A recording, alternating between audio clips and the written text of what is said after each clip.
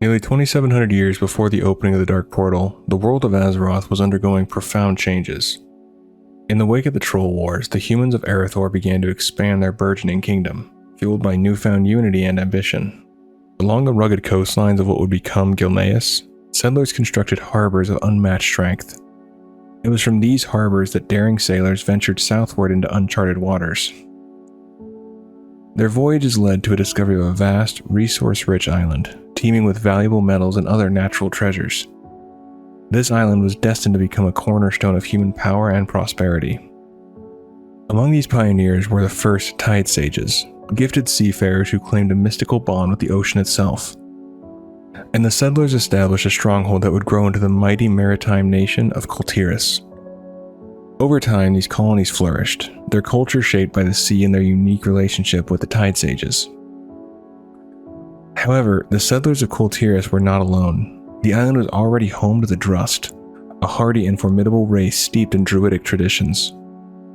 While the human colonists sought peaceful coexistence, the Drust were wary and unwelcoming. Skirmishes erupted, and the Drust began raiding human settlements, initiating a conflict that would last for generations. To defend themselves, the humans formed the Order of Embers, a persistent organization dedicated to countering the Drust threat. Despite this, not all Drust opposed the settlers. A group known as the Thorn Speakers, who adhered to ancient druidic ways, chose a path of understanding.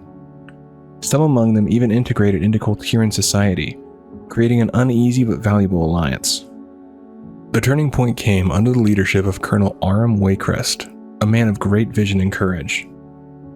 Determined to end the bloodshed, Aram rallied his people and allied with the Thorn Speakers, led by the wise druid Ulfar. Together, they mounted a decisive assault on the Drust stronghold of Gol Ozagur. Among their ranks was Athair, a figure of great significance to both sides. The final confrontation was nothing short of legendary. Aram himself faced Gorak Tull, the fearsome leader of the Drust, in single combat. Their clash was fierce, but Aram's resolve proved stronger. With a final mighty blow, he struck down Gorak Tull, shattering the Drust's armies and unraveling their arcane constructs in an instant. This victory marked the end of the Drust dominance. Aram Waycrest was hailed as a hero and elevated to the title of Lord, becoming the founder of House Waycrest. His strength would go on to shape Kul'Tiran history, their name synonymous with strength and leadership for 1,000 years. From the ashes of conflict, Kul Tiras emerged stronger than ever. The island nation developed a distinct identity, its people bound by the sea and the indomitable spirit of those who carved out its foundations.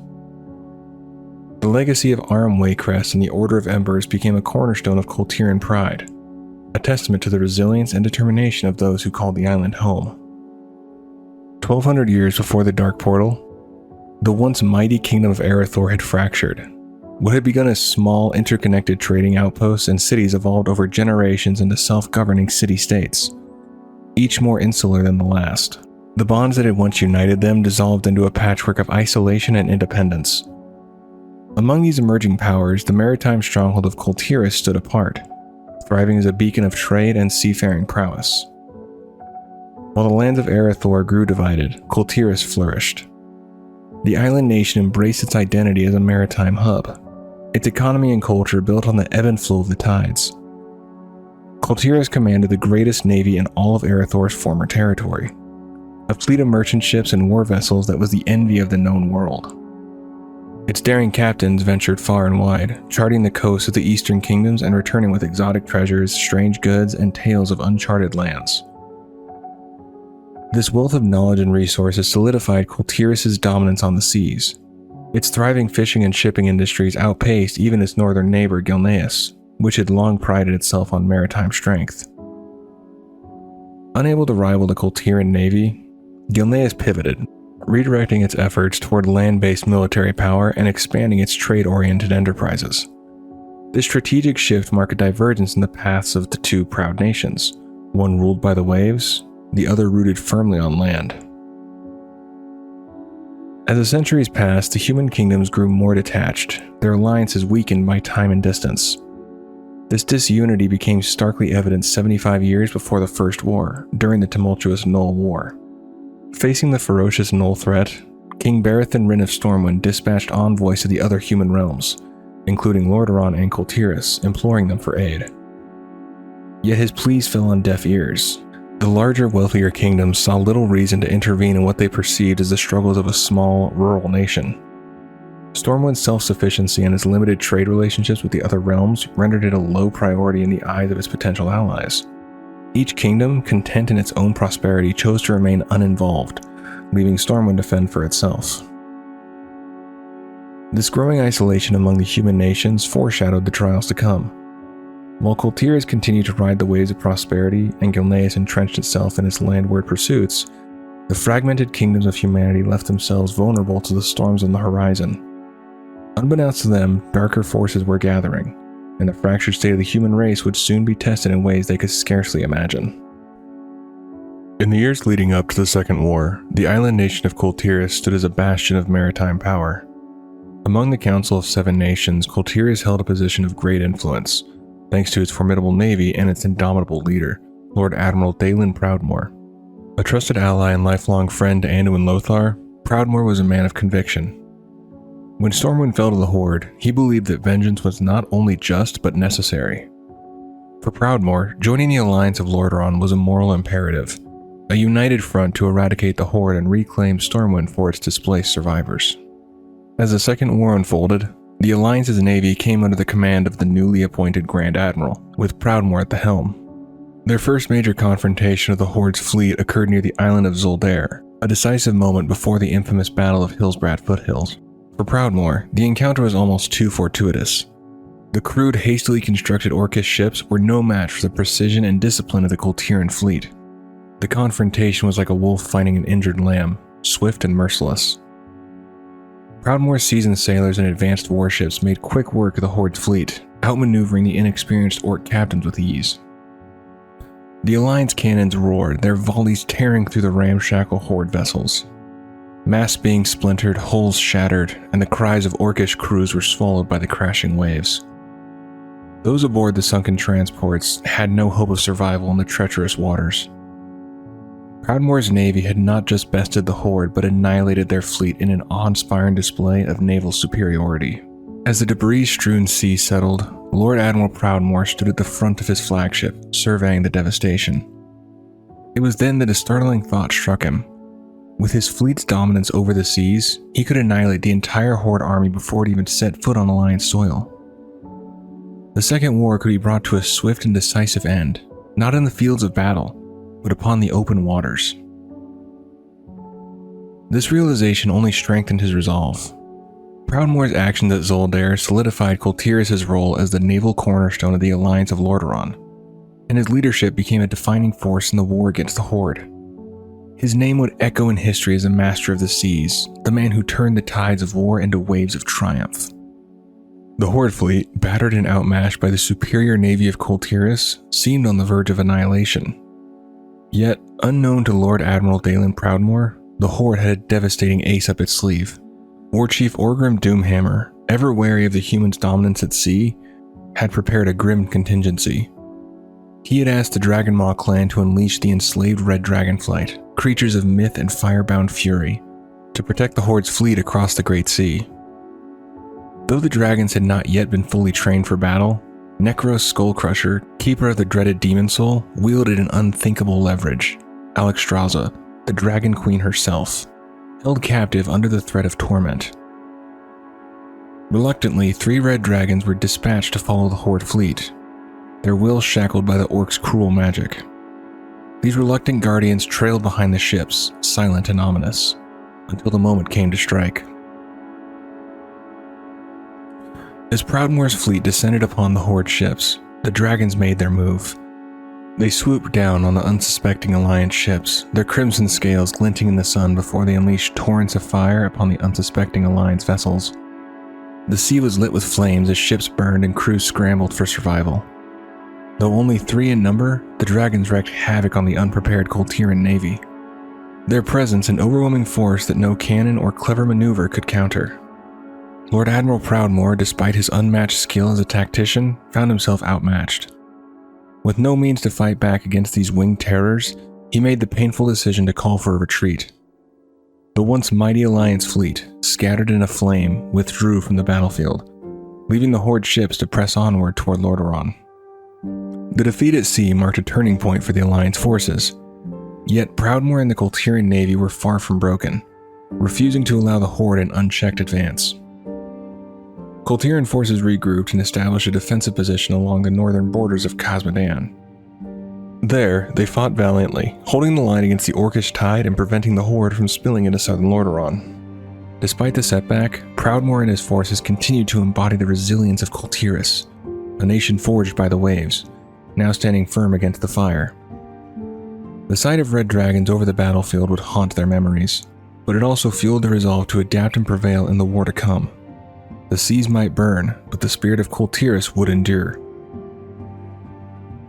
After the Horde's retreat from Lordaeron and the liberation of Khazad-dûm, the remnants of their fleet, led by the Blacktooth Grin clan, made a desperate bid to regroup. Their destination was Stormwind, the shattered stronghold still under Horde control. However, their journey was cut short near the island of Crestfall. Awaiting them was the Alliance Navy, commanded by the formidable Grand Admiral Dalen Proudmoore, whose fleet had already earned a fearsome reputation for devastating the Horde at sea. The battle began as it had near Zoldair, with Proudmoore's well-trained soldiers skillfully outmaneuvering the Orcish vessels and raining cannon fire upon them. The Orc ships, crewed and lumbering, struggled to match the speed and precision of the Alliance Navy. Yet, just as before, the Horde had a deadly countermeasure: dragons. The enslaved red dragons of the Dragonmaw clan descended upon the Alliance ships, their fiery breath engulfing decks, masts, and crews in their fiery attack. The Alliance Navy, no stranger to these beasts after previous encounters, braced for the assault, but fire rained down with devastating force. Ships burned, sailors leaped into the blood-streaked waters, and the air was filled with the deafening roar of battle. This time, however, the Alliance had a surprise of its own. Flying alongside Proudmoore's fleet were the Griffin Riders of the Wildhammer Dwarves, led by Curdran Wildhammer himself. These skilled aerial warriors, hardened by their battles against dragons over the skies of Quel'Thalas, brought a new weapon to the fight. Lightning-charged storm hammers crackled in their hands as they surged into the fray, darting and weaving through the air with the agility only griffins could provide. The Wildhammers targeted the dragons with relentless precision, striking where the beasts were most vulnerable, drawing them away from the ships below and countering their fiery onslaught with storms of their own. The alliance between human ships and dwarven griffin riders turned the tide of the battle. As the dragons faltered under the Wildhammer's assault, the Horde fleet was left vulnerable. Proudmoore's ships closed in, their cannons unleashing hell upon the Orc vessels. Explosions tore through the Horde's ranks, and the sea churned with debris and blood. One by one, the Horde ships succumbed, their crews either perishing in the chaos or vanishing beneath the waves. Despite the Alliance's dominance, the cost was steep. Among the casualties was the Third Fleet, which fell victim to the fiery wrath of the Dragon Riders. The fleet's destruction claimed the life of Derek Proudmoore, the Grand Admiral's eldest son. The loss was a bitter blow to Proudmoore, even as victory loomed. By the battle's end, the majority of the Horde fleet was annihilated. Only a handful of ships, including those carrying Dalrend and Main Blackhand, managed to escape the slaughter. Above, the Griffin Riders had done their part, driving the surviving dragons to scatter across the skies, their dominance broken by the unyielding Wildhammers. The waters around Crestfall were stained red, a testament to the ferocity of the clash. While the Alliance had triumphed, the loss of Derek Proudmoore weighed heavily on Dalen, reminding him that even victory came at a grievous cost. The Battle of Crestfall would go down in history as one of the most pivotal naval engagements of the Second War, showcasing the unbreakable resolve of the Alliance and the sacrifices made to ensure Azeroth's survival. As an integral member of the Alliance, Kul Tiras played a crucial role in monitoring the Horde's movements during the tumultuous years following the Second War. Its formidable navy, renowned across Azeroth, acted as the Alliance's vigilant eyes on the seas, reporting enemy activities and ensuring the safety of vital maritime routes. However, even this stalwart nation faced threats beyond the Horde. A portion of the Kul'Tiran fleet fell prey to a sudden and devastating assault by black dragons near Barradin Bay. When the Alliance of Lordaeron began to fracture under the weight of political tensions and competing interests, Kul Tiras remained steadfast. The island nation continued to align itself with King Tyrannus Menethil, honoring its commitment to the shared vision of unity and strength among the human kingdoms. This loyalty set Kul Tiras apart as one of the few nations to uphold its bonds during the Alliance's decline. At the heart of Kul Tiras' enduring influence was Admiral Proudmoore. Proudmoore's fleets became the law on the high seas, tirelessly patrolling the trade lanes and hunting down pirates and marauders who sought to exploit the chaos.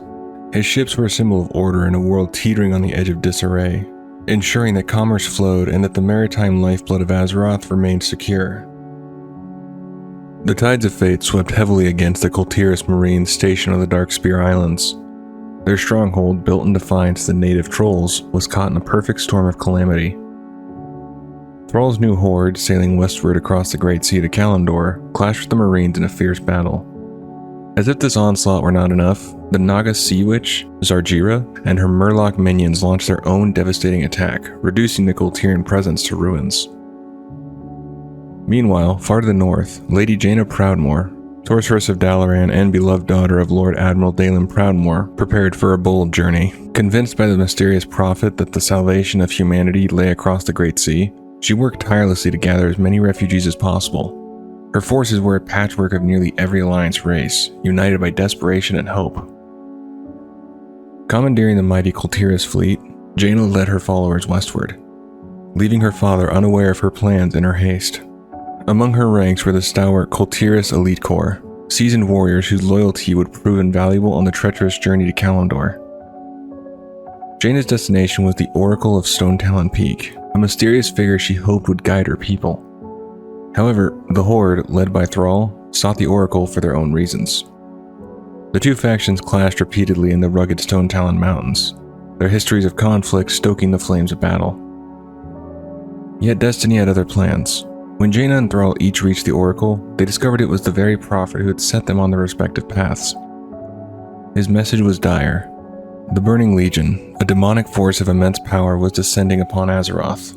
He urged them to cast aside their hostility and unite against the greater threat. Reluctantly, Jaina and Thrall agreed. Their forces joined to defeat the corrupted Warsong clan, led by Grom Hellscream and the Barons.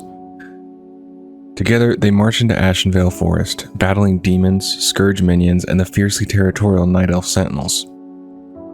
The culmination of their efforts came at Mount Hyjal, where an alliance of humans, orcs, and Night Elves turned the tide against the Legion in a desperate final stand. With the Legion defeated, Jaina chose to remain in Kalimdor. On the shores of a new land, she founded Theramore Isle, a haven for her people, and a beacon of hope in the unfamiliar West. Her decision to honor the fragile treaty with Thrall and the Orcs, who settled in the arid land of Durotar nearby, was met with skepticism by some, but marked a turning point in human-orc relations. After the fall of Lordaeron, Admiral Proudmoore embarked on a mission across the Great Sea to find the missing human expedition and his beloved daughter Jaina. It was a journey not only of reunion, but also of determination to confront the enemies he believed had plunged Azeroth into chaos. When his fleet finally arrived on the shores of Kalimdor, the Admiral discovered more than the scattered remnants of humanity. He found that the Orcs and their Darkspear troll allies had carved out a new homeland in Durotar. For Proudmoore, this revelation was intolerable. The Orcs who he blamed for so much destruction had no place in his vision of a safe Azeroth. Without hesitation, he launched an invasion, seeking to dismantle the Horde's fledgling kingdom. Preparing for war, Dalen appointed Lieutenant Benedict as his second-in-command, entrusting him with full authority over domestic military matters in Kul Tiras, while the Grand Admiral took his campaign to foreign shores. Initially, the Admiral had no knowledge of Jaina's location or the survivors from Lordaeron. He dispatched Lieutenant Alvarold to scout Kalimdor's coastline, while other officers such as Captain Thornby were sent inland to expand their search. Camps and fortifications, including the imposing Tiragarde Keep, quickly emerged along the eastern coastline. However, the mission evolved into a full-scale military campaign as Proudmoore's focus shifted to the Horde. His animosity toward the Orcs consumed him, driving his forces to relentlessly assault their strongholds in Durotar. Camps were burned, warriors fell, and the Orcish kingdom was shaken by the Kul'Tiran assault. Even as his daughter's people worked to build a fragile peace, Proudmoore refused to parley with the Horde, considering them irredeemable. The Admiral's campaign was brutal and unyielding. His fleet targeted the Echo Isles, forcing the Darkspear trolls to abandon their homes and retreat to the mainland. The Kul'Tiran forces ruthlessly extended to assassination attempts, even attempting to lure Thrall, war chief of the Horde at the time, into a trap under the guise of a parley. The relentless assault left Thrall with little choice but to respond, unsure whether the Kul'Tiran forces were acting independently or with the support of Jaina Theramore. He ordered retaliation against all human aggressors. Tensions escalated as Proudmoore's campaign threatened to unravel the fragile peace Jaina had painstakingly forged. Amid the chaos, Thrall sent Rexxar and his companions on a daring mission to Theramore, tasked with bypassing the heavily fortified Kul'Tiran bases along the coast. Rexxar carried a personal plea from the war chief. His goal was not merely to halt the bloodshed, but to uncover the truth behind the flood of human aggression and appeal directly to Jaina Proudmoore herself. With Jaina already caught between her loyalty to her father and her desire for peace with the Horde, she was then thrust into turmoil when Thrall's emissaries arrived with grave accusations. Confused and defensive, she demanded proof of the claims against her countrymen. Together, they traveled to the mainland where they found the ruins of a coastal base, destroyed by Naga. Among the survivors, Jaina recognized her own people. Confused about what was going on, she teleported back to Theramore Isle. But before she could make sense of the whole situation, her father arrived in Theramore. Initially overjoyed to see her father, Jaina's relief quickly turned to despair as Dalen took over Theramore's military and defenses. His fury at her alliance with the Horde knew no bounds, declaring her actions treasonous. He ordered her and Thrall's emissaries seized, relocating the forces to Northwatch Hold. Dalen prepared for all-out war against the Horde, determined to crush their presence in Kalimdor. Unwilling to stand idly by, Rexxar rallied the Trolls, Tauren, and even the mighty Stone Maul Ogres to the Horde's cause. Together, they launched an assault on Northwatch Hold, culminating in a fierce battle that saw Dalen's forces driven back. Victorious, Thrall and his army turned their sights toward Theramore. Understanding the inevitability of bloodshed, Jaina made a desperate decision. She broke with her father and advised Thrall to enlist goblin shipbuilders to construct warships capable of breaching Theramore's formidable naval blockade. Yet she pleaded with Thrall to spare her soldiers whenever possible. The climactic battle for Theramore raged across its streets and defenses. Despite his skill and unyielding resolve, Admiral Dalen Proudmoore fell in battle, his dreams of vengeance dashed. As his forces surrendered, a devastated Jaina rushed to her father's side, grief-stricken by the weight of her choices. Thrall, recognizing the tragedy as one outside her control, left Theramore intact and upheld his treaty with the city, sparing its people further suffering. Dalen's death sent shockwaves through Kul Tiras. Upon learning of their Lord Admiral's fate, the Kul'Tirans cried out for vengeance. Yet their calls went unanswered. The Alliance, already weakened by the plague of undeath ravaging Lordaeron, had no desire to rally behind a leader who had single-handedly waged a war of aggression. Bitter and betrayed, the people of Kul Tiras turned inward. They withdrew from the Alliance, isolating themselves in grief and anger. But their fury did not target King Varian Wrynn, or the other leaders of the Alliance. Instead, it settled on Jaina Proudmoore, the daughter who had, in their eyes, betrayed her family and her nation. Before his death, Admiral Proudmoore had ordered reinforcements to Kalimdor. Lieutenant Benedict led a second wave of Kul'Tiran Marines, retaking Tiragarde Keep and fortifying their presence along the coast.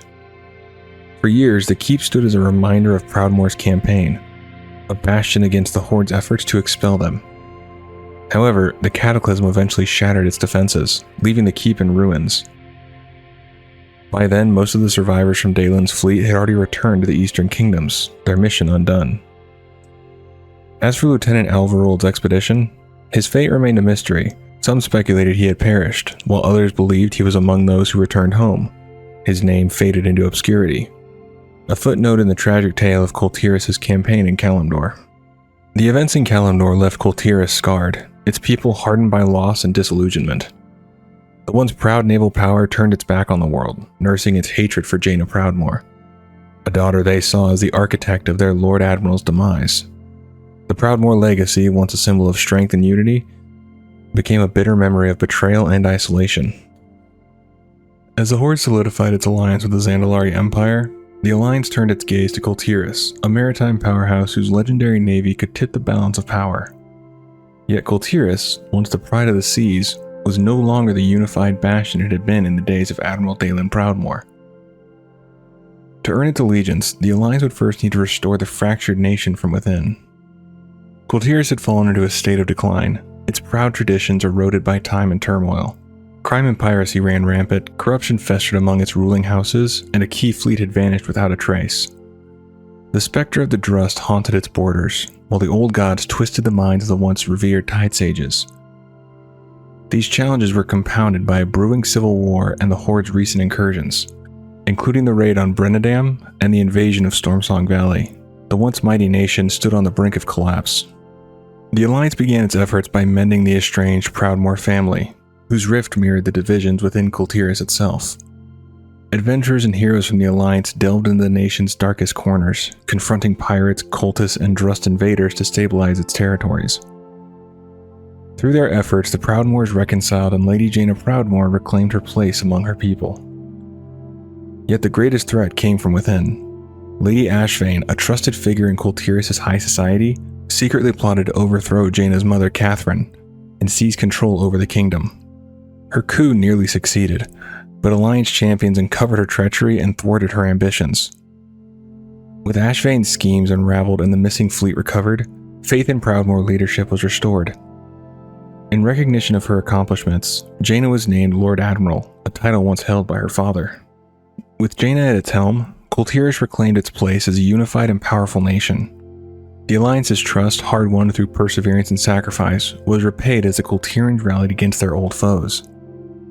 Their formidable navy joined the Alliance in a daring invasion of Zuldazar, striking a blow against the Horde and their Zandalari allies. Kul Tiras' resurgence was more than a military alliance. It was a symbol of redemption and resilience. From the chaos of its decline, the nation rose once more, guided by the strength of the Proudmoore legacy and its enduring bond with the sea. As the war between the factions raged on, Drustvar became a battleground once more. During the faction assaults, the Order of Embers stood steadfast alongside the Purified, battling against the Horde to protect the region and its people from both external threats and the lingering darkness of the Drust. However, even after the fall of the Heartsbane Coven, the threat of dark magic in Drustvar did not fade. By the time of the war against the Jailer, remnants of the Covenant still lurked in the shadows, guarding Goloneth under the command of Gorak Zar. There, they protected the Flame of Oblivion, a powerful artifact infused with a portion of Gorak Tul's essence, ensuring his influence persisted. The struggle against these lingering threats continued well beyond the major conflicts of Azeroth. During the rise of the Dragon Isles, Marshal Joan Cleardawn was seen at the T&W trading post in Stormwind, acquiring new weaponry to aid Drustvar's garrison in their ongoing battle against the witches. The need for arms was a grim reminder that the Drust's curse had not yet been fully extinguished. Yet time weaves its own fate. 42 years after the Dark Portal opened, following the destruction of Dalaran on the Isle of Dorne, Talia Fordragon proclaimed that no otherworldly witches remained in Kul Tiras. Whether its declaration marked the true end of the Drust's influence or merely a lull in their inevitable return remains uncertain. Nestled along the rugged western coast of Drustvar lies Anyport, a bustling smuggler's cove often referred to simply as the Cove. A haven for merchants, outlaws, and those who prefer to operate beyond the watchful eyes of the Kul'Tiran authorities. Anyport thrives on illicit trade and shifting allegiances. When Alliance adventurers first arrive, they find the town under the iron grip of Richard Tornsail, a ruthless captain of the Irontide Raiders. However, opportunity lurks in the shadows. The ambitious goblin entrepreneur, Ceci Loosecannon, sees potential in reclaiming the Cove for honest, if still somewhat questionable, commerce. She enlists adventurers to help drive out the pirates and restore the town to its former business-friendly status. For Horde adventurers, Anyport is already open for trade, serving as a key stop along the Horde war campaign. Here, merchants and smugglers alike cater to those who seek rare goods and illicit wares, no questions asked. Within the town, the Low Tide Tavern offers a gathering place for weary travelers, tucked beneath the wreckage of a broken night elf ship.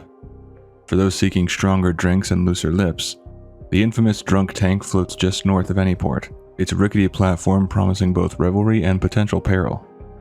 Aram's Stand, a resilient bastion in the heart of Drustvar, bears the name of Aram Waycrest, the first lord of the region. Steeped in history and defiance, the town now serves as a stronghold of the Order of Embers, a force dedicated to combating the lingering darkness of the Drust. In the wake of Corlane's fall, many refugees sought shelter within its fortified walls. But even here, danger lurked.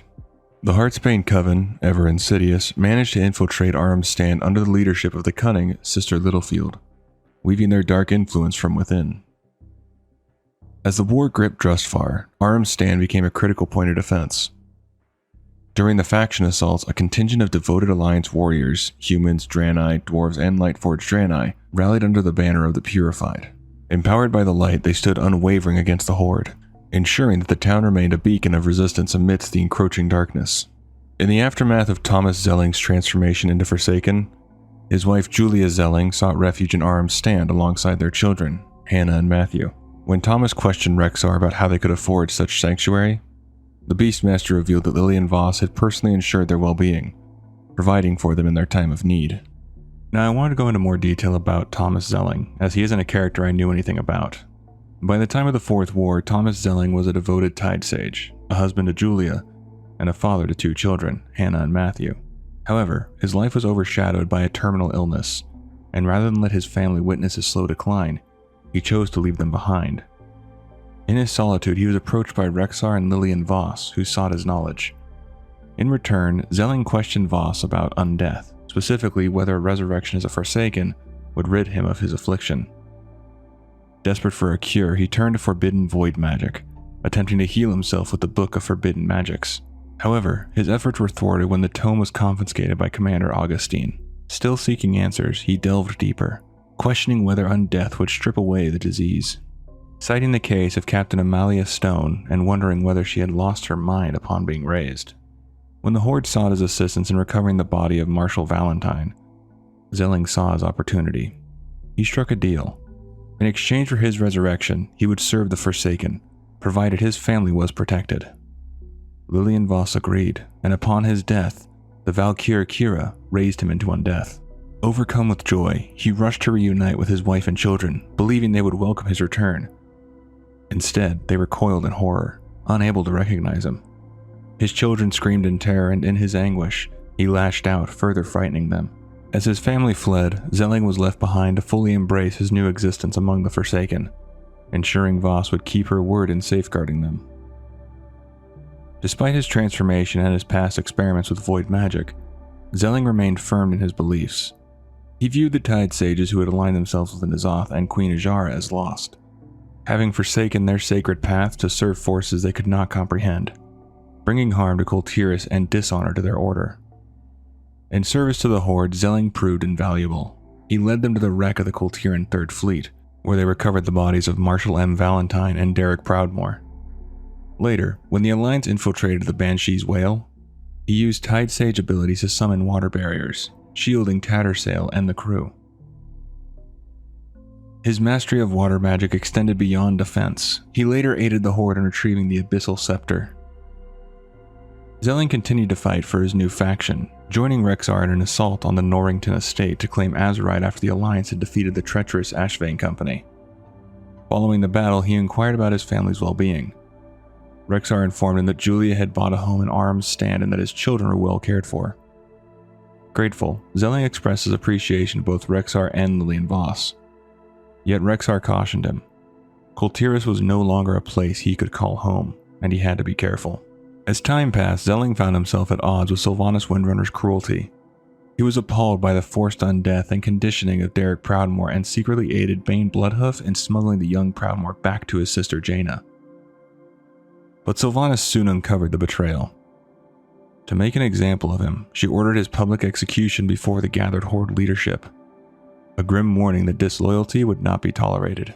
In his final moments, Zelling met his end with quiet dignity. Lillian Voss vowed to continue looking after his family, and should they ever ask what had become of him, she would tell him he had died a hero. Thousands of years ago, House Waycrest secured its dominion over Drustvar by vanquishing the Drust, ensuring the safety of all Kul Tiras. From that moment, they ruled as the region's lords, presiding from the grand halls of Waycrest Manor, nestled in the heart of Corlane. Due to its site and proximity to the manor, Corlane flourished as Drustvar's cultural and military hub. Yet it would also be the first to fall when darkness crept into the land once more. Unknown to the people, the Heartsbane Coven of Witches had taken root in Corlane, founded and secretly led by Lady Waycrest herself. Over weeks, she bent the city's guards to her will and lured many citizens into her growing coven. Those who resisted remained troubled but oblivious to the true horror lurking in their midst, until it was too late. When Lady Waycrest finally moved against the city, the Heartsbane swiftly seized control, enslaving or slaughtering the populace. Survivors fled to Arm's Stand, while the unfortunate ones who remained became slaves to the witch's sinister magic. As the Coven's influence spread, Corlane became its dark heart, while Lady Waycrest, known among her followers as the Mother, secluded herself within Waycrest Manor. The witches consolidated power in the city, training new recruits and deepening their hold on Drustvar. Many of Corlane's defenders fell to the Coven's corruption, and though some were enthralled against their will, a brigade of halberdiers under Captain Godspeed willingly pledged themselves to the Heartsbane. But hope was not lost.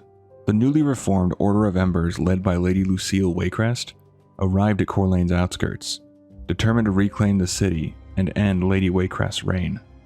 Establishing a foothold at Watchman's Rise, the Inquisitors launched their assault. The once loyal city guards, now mindless servants of the Coven, were beyond salvation and had to be put down alongside their wicked masters. In Lower Corlane, the Inquisitors cut through the Coven's lieutenants and broke their grip over the enslaved townsfolk, freeing those who could still be saved. A powerful barrier blocked passage to Upper Corlane and Waycrest Manor, a final line of defense against the Order. However, with silver harvested from the Bleak Hills mine, the Inquisitors fashioned explosives to shatter the gate. Pushing into the heart of the city, they waged a brutal battle against the Coven's strongest forces, cutting down the matrons who had orchestrated Corlane's downfall.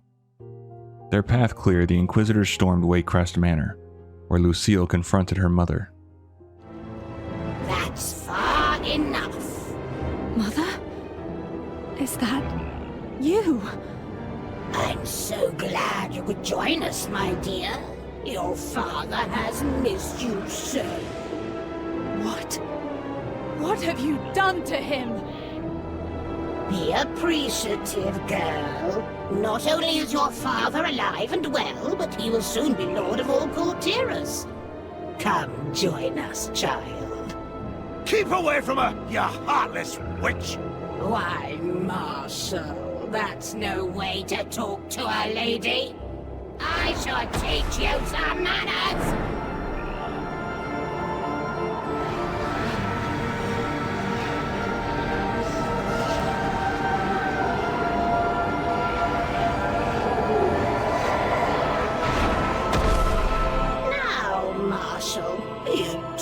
And bring Lucille to my quarters, after you dispose of these pests.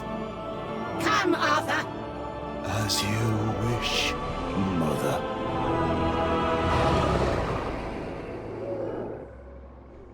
Lady Waycrest, though powerful, was forced to retreat into the depths of the manor, pursued by the relentless Inquisitors.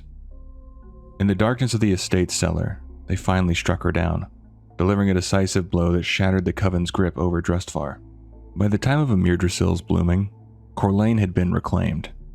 Though traces of death magic lingered in the air, the town had begun to flourish once more, its people no longer living in fear. Waycrest Manor, once a place of terror, was reopened under the guidance of Lucille Waycrest. Rather than restoring the estate to its former grandeur, Lucille prioritized its purification, ensuring that all remnants of the Heartsbane's dark legacy were destroyed. The aviary, once the pride of Corlane and twisted by the Coven's influence, was restored to its former glory. Freed from the dark magic, it became home to a new generation of fine falcons, a symbol of the town's rebirth and resilience. Fallhaven was once a simple and unassuming village, known for its fertile fields and thriving pig farms. Under the leadership of Mayor White, life in the village was peaceful, untouched by the larger conflicts that plagued Kul Tiras. That tranquility shattered with the arrival of Helena Gentle, a mysterious figure whose dark magic cursed the land. In an act of twisted sorcery, she froze the village in time, alive yet unyielding, trapped in an unnatural stasis. As communication with Fallhaven abruptly ceased, the Kul'Tirans grew concerned and dispatched an Alliance adventurer to investigate. Upon arrival, the adventurer found the entire village eerily frozen, its people trapped in a moment in time, their lives stolen by Helena's magic. Determined to break the curse, the adventurer tracked down Helena Gentle, confronting her in a battle that ended with her demise. With her dark presence extinguished, the adventurer used the residual magic to destroy the towering effigy at the village's heart, unraveling the spell and setting the villagers free. In the wake of the ordeal, life in Fallhaven gradually returned to normal. By the time of Emirdrasil's blooming, the town had not only recovered, but had flourished, Merchants bustled through the streets, trade thrived, and a newly opened ceramics kiln became a symbol of the town's resilience. Yet despite the renewed prosperity, a lingering unease remained. Some villagers still whispered of the day their lives were stolen, wary that darkness might yet return to their doorstep. The Crimson Forest, also known as the Crimson Wood, lies shrouded in an eerie red canopy in the western reaches of Drustvar, just north of Falconhurst. Once a place of natural beauty, it became a cursed domain, infested with witches and their nightmarish constructs. The Heartsbane Coven twisted the land to suit their dark purpose, abducting villagers from Falconhurst, dragging them into the forest depths where a dreadful ritual was underway. Within the ruins of an ancient Drust site, the Coven sought to tear open the veil and summon their master from the abyssal realm of Thros. The remnants of the Drust civilization still lingered in the forest, their ruins holding dark secrets and arcane power. With the right ritual, one could use these ruins to traverse into Thros itself, stepping into the nightmarish domain where the Drust spirits roamed, forever bound by their unholy pacts. By the time of Amirdasil's blooming, the Crimson Forest had begun to heal. The Heartsbane Coven was no more, their grasp on the land broken. Yet the scars of their presence remained. While the forest was considered safe compared to its haunted past, the local farmers and travelers still avoided venturing too deep, wary of the echoes of lingering magic. The ancient Drust ruins, once pulsing with malevolent energy, were largely reduced to rubble, and the hollow tree that had once served as a gateway to the blighted lands was burned to ash, ensuring that whatever horrors lurked beyond would remain forever sealed. An ancient Drust ruin named Gol Azagur lies on the western slopes of Mount Cortis in Drustvar, just south of Aram's Stand. This forsaken battlefield remains locked in an eternal struggle, where the special remnants of Kul'Tiran soldiers clash against undead Drust warriors and their formidable runic constructs. It was here in the twilight of the Drust reign that Gorak Tul's greatest champions made their final stand against the forces of Aram Waycrest, a battle that sealed the fate of their people. The ruins are adorned with towering carved stones, their weathered surfaces depicting tales of conquest and bloodshed. They chronicle the Drust's brutal victories over Kul'Tiran settlements, as well as legendary duels between their leader Gorak Tul and the indomitable Aram Waycrest. These silent markers stand as grim testament to an age of conflict, their inscriptions whispering forgotten stories to those who dare to tread upon this haunted ground. On the eastern coast of Drustvar, a towering gnarled tree that has cast its shadow over the land for some time marks Hangman's Point. The site has long been a place of judgment, but not all who stood trial here were guilty. One of its most infamous trials was that of Lady Lucille Waycrest, who was accused of witchcraft by Constable Henry Framer and blamed for the curse that had befallen Fletcher's Hollow. As the noose loomed, an adventurer and Marshal Everett Reed intervened, determined to prove her innocence. The adventurer subjected Lucille to a series of tests, each proving she was not one of the Heartsbane witches. Yet Framer remained unconvinced, demanding an explanation for the dark affliction plaguing Fletcher's Hollow. Determined to uncover the truth, the adventurer and their allies investigated the town, soon discovering that the true culprits were the Heartsbane Coven. Armed with a letter from Mayor Evelyn Pear, they returned to Hangman's Point and presented the evidence to Framer, who begrudgingly released Lucille into the Marshal's custody. However, before they could leave, the Coven struck, launching a surprise attack on the group. After a fierce battle, the adventurer and their allies repelled the ambush, securing Lucille's safety. With the trial behind them, but the greater battle ahead, they set forth toward Aram's Stand, determined to end the Coven's reign of terror once and for all. Mount Cortis. The towering giant of southern Drustvar stands as the highest peak in all of Kul Tiras, its summit piercing the sky at an unmatched elevation. Though treacherous and steep, the mountain can be scaled by those with the right skills, or sheer determination. Near the summit, partially buried beneath the snow and stone, lies the remnants of a lone traveler. The bones, unmistakably those of a demon hunter, suggest a grim fate, though the circumstances of their demise remain shrouded in mystery. Higher still, at the very pinnacle of Mount Cortis, a small pile of debris rests among the windswept rocks. Nestled within the rubble, a simple yet mysterious sign bears a single word: First. Once a grand estate befitting Drustvar's ruling family, Waycrest Manor now stands as a foreboding monument to a mystery steeped in darkness. The halls that once echoed with the laughter of nobility have fallen silent, save for the hushed whispers of terrified townsfolk. Lord and Lady Waycrest inexplicably sealed themselves within its walls, and since that day, rumors of unspeakable horrors have spread like wildfire. Stories abound of eerie rituals performed in the dead of night, of townspeople vanishing without a trace, and of blood-curdling screams piercing the still air. Shadows dance unnaturally within its windows, and an unsettling presence lingers on the estate grounds, sending shivers down the spines of those who dare to pass by. Though speculation runs wild, one thing is certain. An ancient and malevolent force had taken root within Waycrest Manor, twisting it into something unrecognizable, something of pure evil. After making your way through the Grand Foyer, you come across the first to pledge themselves to the Heartsbane Coven. These siblings have each honed a unique and formidable mastery of dark magic. Bound by their thirst for greater power, they now turn their sights toward harnessing the energy of their focusing iris, a relic that could elevate their sorcery to terrifying new heights. Making your way further into the manor, you come across the soulbound Goliath, which is a towering abomination, a nightmarish fusion of the tortured souls of the Kul'Tirans it has consumed. Their anguished wails echo from deep within its form, an unending lament for those unfortunate enough to have fallen to its insatiable hunger. Bound by dark sorcery, the monstrosity roams in relentless pursuit, a relentless nightmare for the foolish souls who dare cross its path. The next boss you encounter is Rawl the Gluttonous, who was once the esteemed chef of the Waycrest household, known for his lavish feasts and culinary mastery. But now his once pristine kitchen is transformed into a grotesque chamber of horrors. Twisted by dark magic and an insatiable hunger, he prepares unspeakable dishes, serving portions of his own cursed flesh to the damned souls that haunt the halls of Waycrest Manor, ensuring that the feast never ends. Lady Waycrest desperately sought salvation in any power that would heed her call. It was Gorak Tul who answered, whispering promises of eternal unity, a bond that even death could not sever. But such a gift came at a terrible cost. 2,000 years ago, Gorak Tul and his ruthless Drust warriors waged war against the ancient defenders of Kul Tiras. In a final desperate battle, the Drust were vanquished, and Gorak Tul was cast into the Blighted Lands, imprisoned beyond the mortal realm. But his exile was not the end, only a pause. For centuries he lingered in the shadows, his hatred festering, his whispers reaching out to those who would listen. Now his influence has seeped back into Drustvar, corrupting its very heart.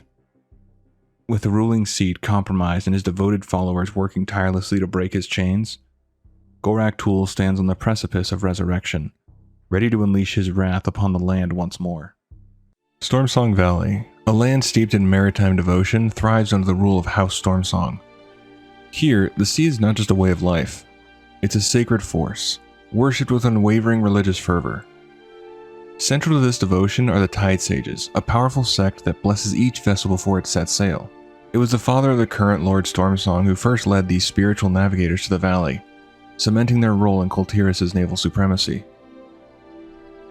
Renowned for crafting the finest ships in the kingdom, Stormsong Valley has long been the lifeblood of Kul Tiras' fleet.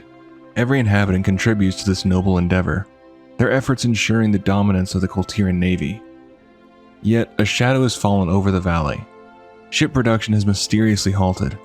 If the Alliance hopes to secure a formidable naval force, they must uncover the cause of this disruption and restore the valley's industry. The valley is bordered by towering mountain ranges that shape its natural boundaries. To the south, jagged peaks form an imposing divide between Stormsong Valley and Tiragarde Sound, with Highland Pass serving as the only viable route between them. Just beyond this passage lies the city of Brennedum, a vital hub nestled in the valley's heart. Further west, Widow's Peak looms over Sprucewood, where Ettins make their home. Nearby, the Briarback Crawl sprawls across a rugged gorge, claimed by the savage Briarback Quillboar. The western foothills, a land of rolling meadows with highland whims, host settlements like Millstone Hamlet and Seabreeze Village, where the Kul'Tirans have carved out a living amidst the untamed wilds. To the north, a chain of peaks mark the valley's farthest reaches, each summit standing as a silent sentinel over the land. Among them are Gale's Rest, Stormwatch Peak, and Tidebreak Summit, their slopes feeding countless rivers that flow through the Tidebreak foothills. The mighty Shrine of the Storms rises dramatically from the waters northeast of Kraken's Reach, its ancient foundations carved into the craggy cliffs. This revered sanctuary serves as a seat of power for both House Stormsong and the Tide Sages, its walls adorned with the sigil of the Kraken. a testament to their deep and enduring bond with the sea. Stormsong Valley remains a place of mystery and majesty, where the whispers of the tides hold secrets yet to be unveiled. As the Alliance delves into its troubles, they may find that the valley's fate is bound not only to the sea, but to forces far beyond mortal understanding. For centuries, Brennedum and the entirety of Stormsong Valley thrived under the stewardship of House Stormsong, a dynasty that had governed the region since the first humans set foot upon its shores. Over time, the valley blossomed into the agricultural heart of Kul Tiras, its fertile fields yielding an abundance of crops. Positioned near the border of Tiragarde Sound, became a bustling market town, its street live with commerce and prosperity. Yet as the Fourth War raged, a storm of darkness and destruction swept through the valley. Farmers found themselves under siege by savage Quillboar, their lands trampled and homes threatened. Worse still, House Stormsong, once the region's stalwart protectors, fell to the insidious whispers of an unknown force, abandoning their people in their hour of need. With the valley left defenseless, disaster struck. Under the command of War Chief Sylvanas Windrunner, the Horde launched a brutal invasion, threatening to reduce Brennedum to ash. As chaos engulfed the town, a hastily assembled militia, led by the resolute Mayor Roz and the battle-hardened Sergeant Calvin, took up arms in a desperate bid to defend their home. The Horde descended with war zeppelins and siege weaponry, destroying buildings and slaughtering unarmed civilians. But Brennedum would not fall without a fight. Alliance champions joined the fray, evacuating survivors, extinguishing the raging fires, and striking at the heart of the enemy's forces. In a decisive move, they eliminated the Horde's ruthless field commander, Champion Lockjaw, crippling the enemy's leadership.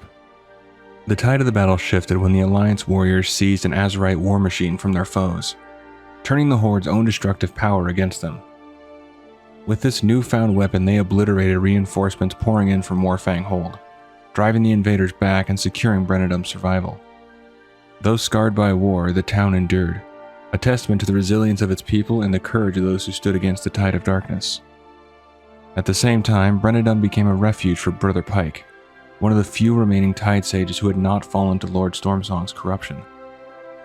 As the town reeled from disaster, its citizens gathered outside his modest home, demanding answers for the calamities that had befallen them.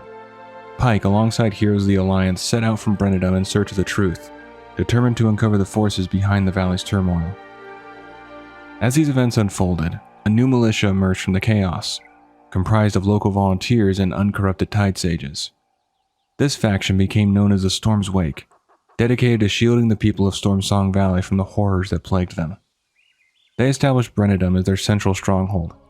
From here, they waged a relentless struggle against the darkness, vowing to restore peace to their homeland and reclaim what had been lost.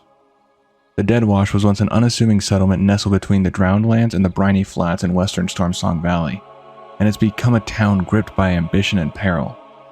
The land surrounding it was part of an ambitious project, an effort to reclaim fertile ground by draining a bay, with the seawall at Fort Dalen standing as the last barrier between the valley and the relentless ocean. However, while the settlers sought to cultivate farmland, fate had other plans.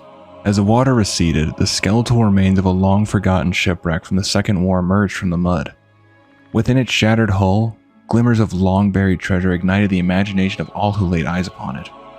The fields were soon abandoned as over 200 hopefuls, treasure hunters, workers, and fortune seekers, descended upon Deadwash, eager to claim a piece of the newfound riches. Yet, where there is treasure, there are those willing to kill for it. The ruthless Iron-Tide raiders, ever drawn to wealth like sharks to blood, set their sights on Deadwash. With cutlasses sharpened and cannons ready, they descended upon the town in a ruthless assault, seeking to seize the spoils for themselves. What was meant to be a settlement of prosperity has instead become a battleground, where the settlers must fight to keep what they have uncovered, or risk losing it all to the greed of the sea's most ruthless marauders. A forsaken isle off the western coast of Stormsong Valley called Fate's End is a place few dare to speak of and even fewer live to tell about.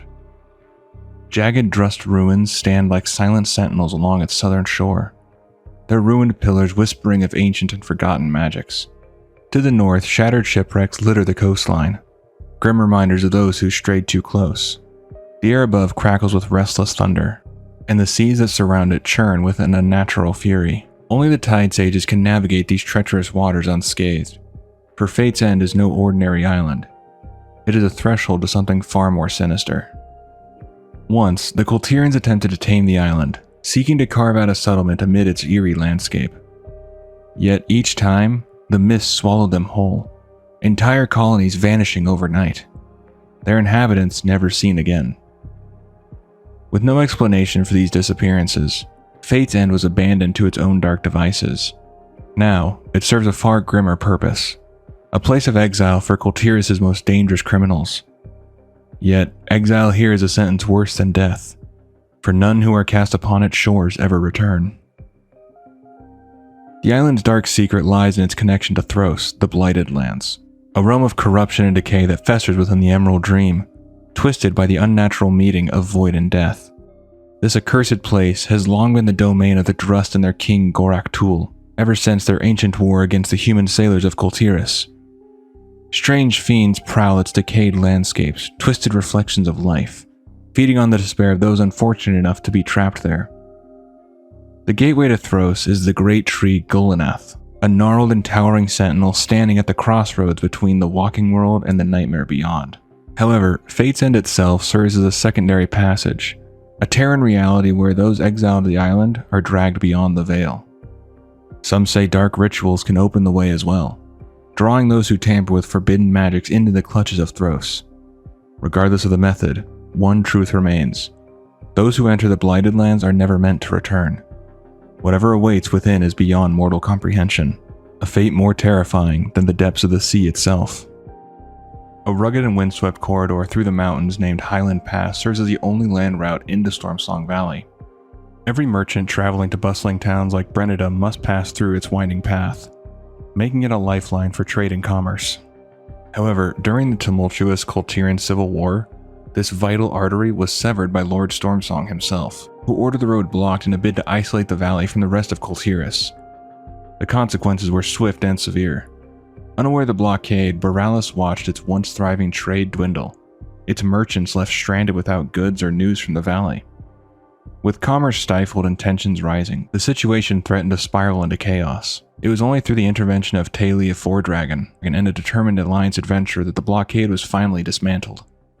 Braving the dangers of Highland Pass, they confronted the forces enforcing Lord Stormsong's decree, clearing the road and restoring the flow of trade to the beleaguered valley. Though the passage now stands open once more, its history remains a reminder of how fragile the balance of power can be, and how the ambitions of one ruler nearly strangled the lifeline of an entire region. The ceaseless rhythm of industry echoes across this vital hub of shipbuilding, where master craftsmen from Scripps Lumber Co., Layson & Sons Rigging, and the Brine Works labor tirelessly. Their efforts supply the renowned Addington shipyards with the finest materials, each plank, mast, and sail reinforcing the might of Kul Tiras' formidable fleet. Across the water, even greater vessels take form at Port Fogtide, seamlessly connected by the sturdy bridge at Tidecross. Known as Mariner's Strand, this bustling island ensures the lifeblood of Kul'Tiran seafaring tradition continues unbroken. Yet, darkness has crept into this industrious heart. Corrupted tide sages and the once loyal Stormsong militia have seized control, twisting the purpose of Mariner's Strand into something unnatural. What was once a place of craftsmanship and seafaring legacy now lies in turmoil. Its harbor is shrouded in an eerie silence broken only by the whispers of those who have succumbed to the dark tide. Among the shipyards stands Seafarer's Rest. Within this hollowed coastal sanctuary, the final rites of the Stormsong unfold as departed souls are set adrift into the open sea, carried by ancient tides to an eternal horizon. The salt-laden winds carry the echoes of their stories, a solemn reminder of the price paid to try to tame the seas. Once a bastion of maritime mastery, Mariner's Strand now teeters on the edge of ruin. Whether it will be reclaimed by the righteous or remain in the grasp of corruption is a fate yet to be written on the tides. A desolate and storm-battered expanse lies south of the Shrine of the Storm in eastern Stormsong Valley, flanked on both sides by the Forgotten Cove. Stretching from the forsaken ruins of the Lost Estate in the southwest to the looming base of the great mountain that dominates the island's skyline, this bleak land bears the scars of eerie corruption, its very soil steeped in an unsettling stillness. Two ancient and ominous sites stand upon this haunted ground. The bleak sepulchre, resting in the southeastern reaches, and a profaned reliquary, hidden near the northern edge. These places, steeped in forgotten rites and unspeakable whispers, are remnants of dark forces that predate even the Tide Sages' sacred traditions. At the northernmost point of this cursed stretch, the entrance to the Crucible of Storms gapes like a wound in the earth, a gateway into the abyss where nightmares take form.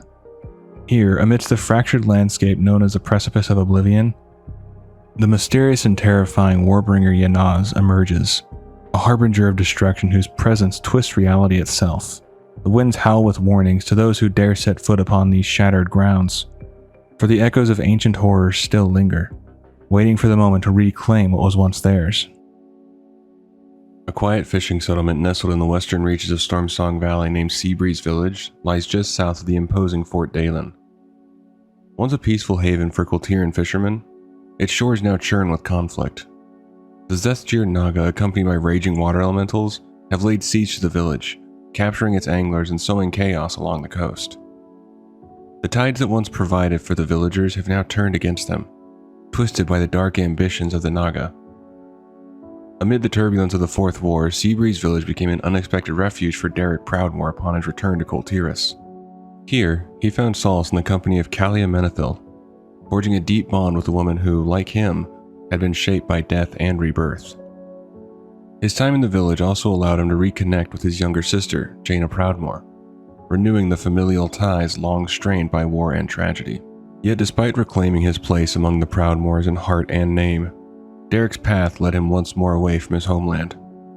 Though Kul Tiras would always be a part of him, he chose to leave Jaina and his past behind, departing with Kalia to the Kalston estate, where they would meet with Lillian Voss and the Forsaken.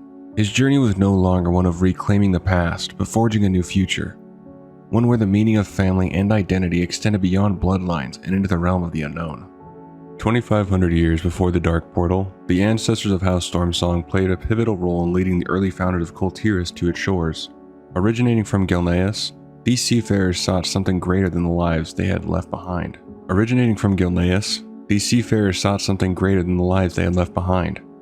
The call of the sea was their first answer, an endless, untamed expanse that provided both sustenance and peril in equal measure.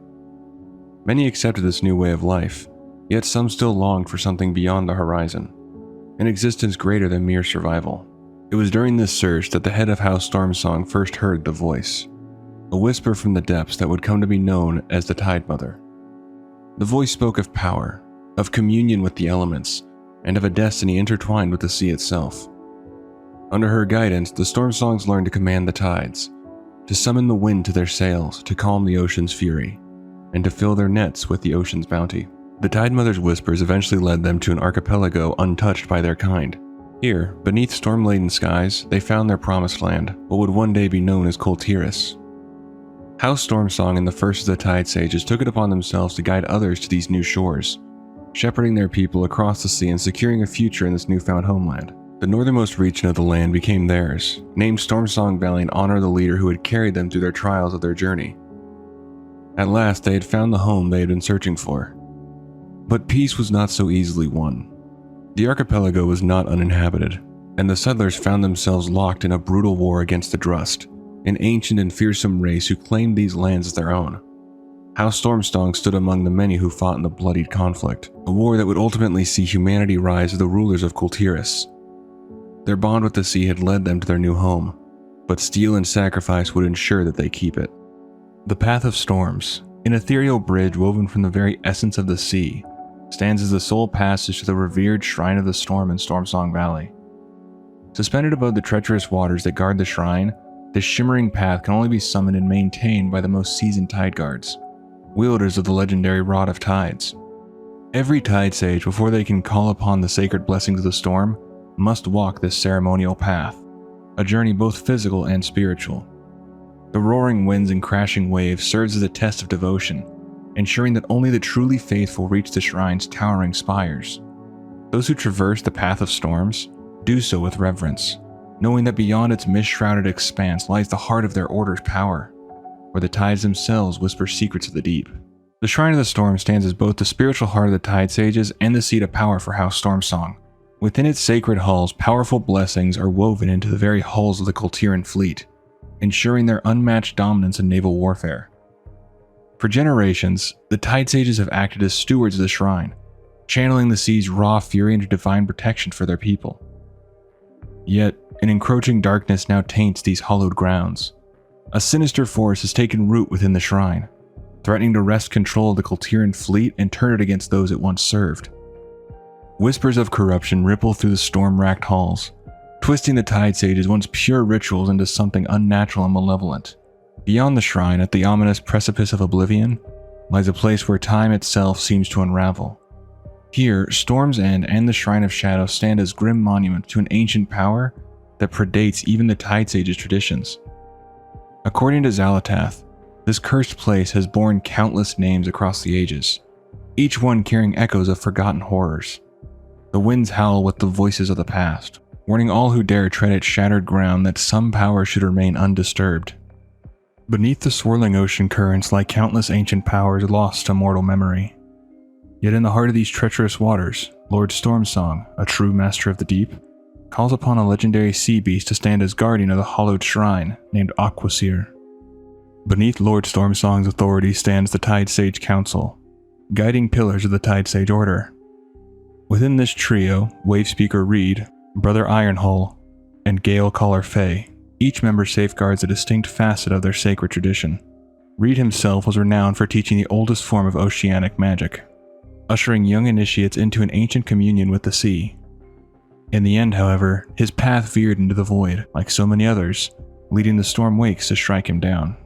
As a revered master of House Stormsong, Lord Stormsong stands at the forefront of the Tide Sages, guiding them through ancient oceanic rites and blessings. Yet beneath the surface of these sacred waters, a darker mystery lurks, a reminder that not everything is as it appears. Dispatched by Queen Ajar to sow discord among the Tide Sages, the sinister Volzith tempts any who will heed its hushed promises of forbidden power. A long-submerged evil stirs beneath the Shrine of the Storm, its presence seeping through the stone like the tide through a crumbling seawall. The same whispers that shattered Lord Stormsong's mind still echo in the abyss, weaving a siren song of eldritch power. Those who hear and obey do not resist, they prepare, their dark rituals a tribute to an unseen master lurking in the depths. Whatever nightmare festers in the shadows, its influence spreads like a gathering storm, warping the will of its followers and bending them towards some unknowable purpose. Their devotion is absolute, their rituals unceasing, and their intent undeniable. Should they succeed, the tides themselves may rise in servitude to an ancient horror, drowning all that stands against it. One thing is certain, they must be stopped before the storm breaks. Called forth from the abyss to reclaim relics of immeasurable power, the restless cabal serves as the will of N'Zoth made manifest. Bound by eldritch chains, they are doomed to enact their master's bidding for eternity. Zaksash the Speaker whispers promises of power and dominion, his words twisting minds and breaking wills. Meanwhile, Fthul, the mighty enforcer, embodies destruction itself, crushing all who dare stand against the tide of darkness. Together, they herald the rise of an ancient force that seeks to reclaim its dominion over reality itself. When Queen Ajar struck her fateful bargain with N'Zoth 10,000 years ago, she did not come alone. As a tribute to the old god, she offered one of her most devoted followers, a soul bound in unwavering loyalty, now twisted into a harbinger of the deep. Unat, chosen of N'Zoth, rises with the crawling masses that heed his command. A herald of the inevitable return of his master, the stars have long whispered of this moment, and now their prophecy unfolds, dark tides rising, the end beckoning.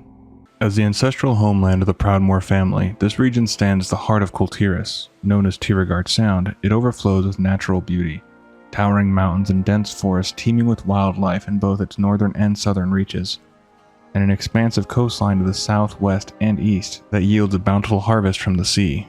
The people of Tiragarde Sound are legendary monster hunters, hardened by a relentless battle against the horrors that lurk beneath the waves. Their daily struggles extend beyond the sea as they fend off ruthless pirates who once confined themselves to freehold, but have grown emboldened, launching attacks upon the shores of Tiragarde itself. The land is further plagued by internal strife. Corruption festers within its noble houses, and gangs run rampant as the region's leaders squabble for dominance. Amidst this turmoil, Tiragarde Sound played a pivotal role in the war between the Alliance and the Horde, serving as the Alliance's primary staging ground. Strategically located at the heart of Kul Tiras, it serves as a vital crossroads, connecting the Great Sea from one side of the island to the other. Whether traversing its vast waters, braving its untamed wilderness, or navigating its political turmoil, those who call Tiragarde Sound home are ever at the mercy of both nature's fury and mankind's ambitions. Nestled east of Vigil Hill in Tiragarde Sound, the abandoned junk heap, also known as the Rusted Vault, stands as a testament to a mystery lost to time. Once a bustling gnomish enclave, it inexplicably fell silent. Something unseen and unknown lured every gnome from Paralysis to this isolated site, only for them to vanish without a trace. Now, only the sentry bots remain, endlessly patrolling the remnants of their creator's lost civilization.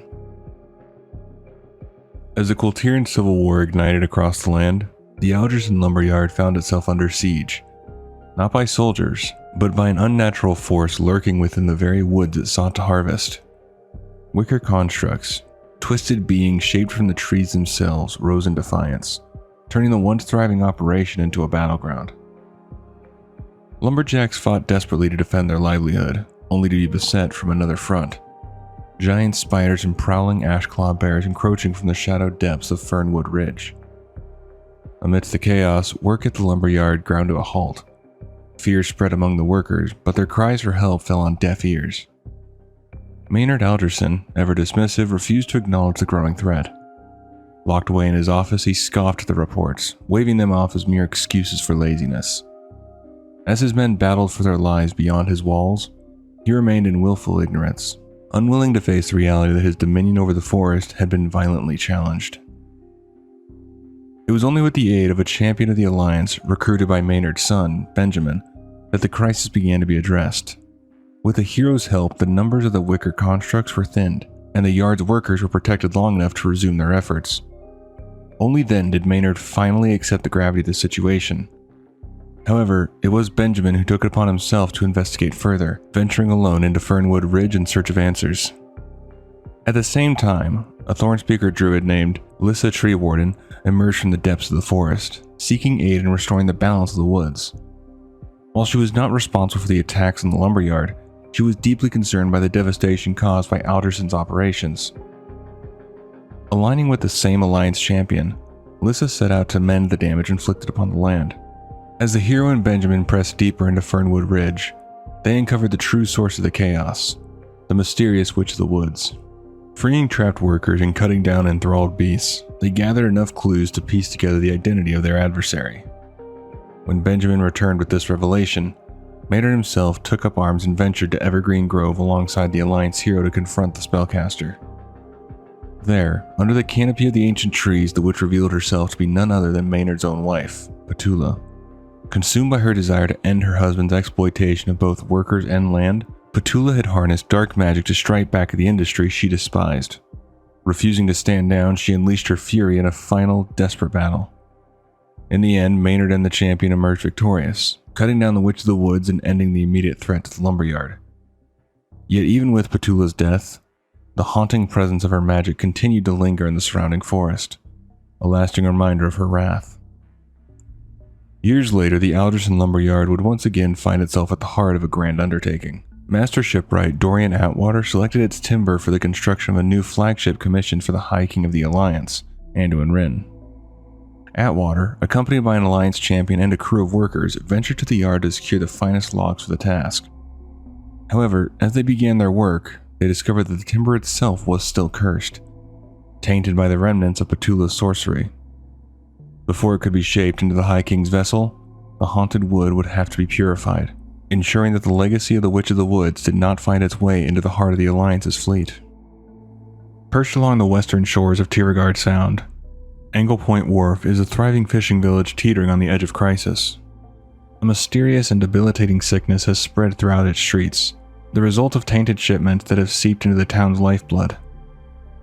To combat the affliction, the Tide Sages, led by the steadfast Brother Therold and the vigilant Hera Copeland, watch over the villagers, offering guidance and healing where they can. Yet, one key figure remains absent. Brennan Stormsong, once a presence in the village, has not set foot in Angle Point for some time. Strategically positioned near the sea gate and its imposing wall, Angle Point Wharf serves as a crucial point of defense for Kul Tiras. It has withstood dire threats in the past, most notably during the Fourth War, when the monstrous Kraken Vikgoth and the forces of the Horde sought to breach Kul'Tiran shores through its waters. In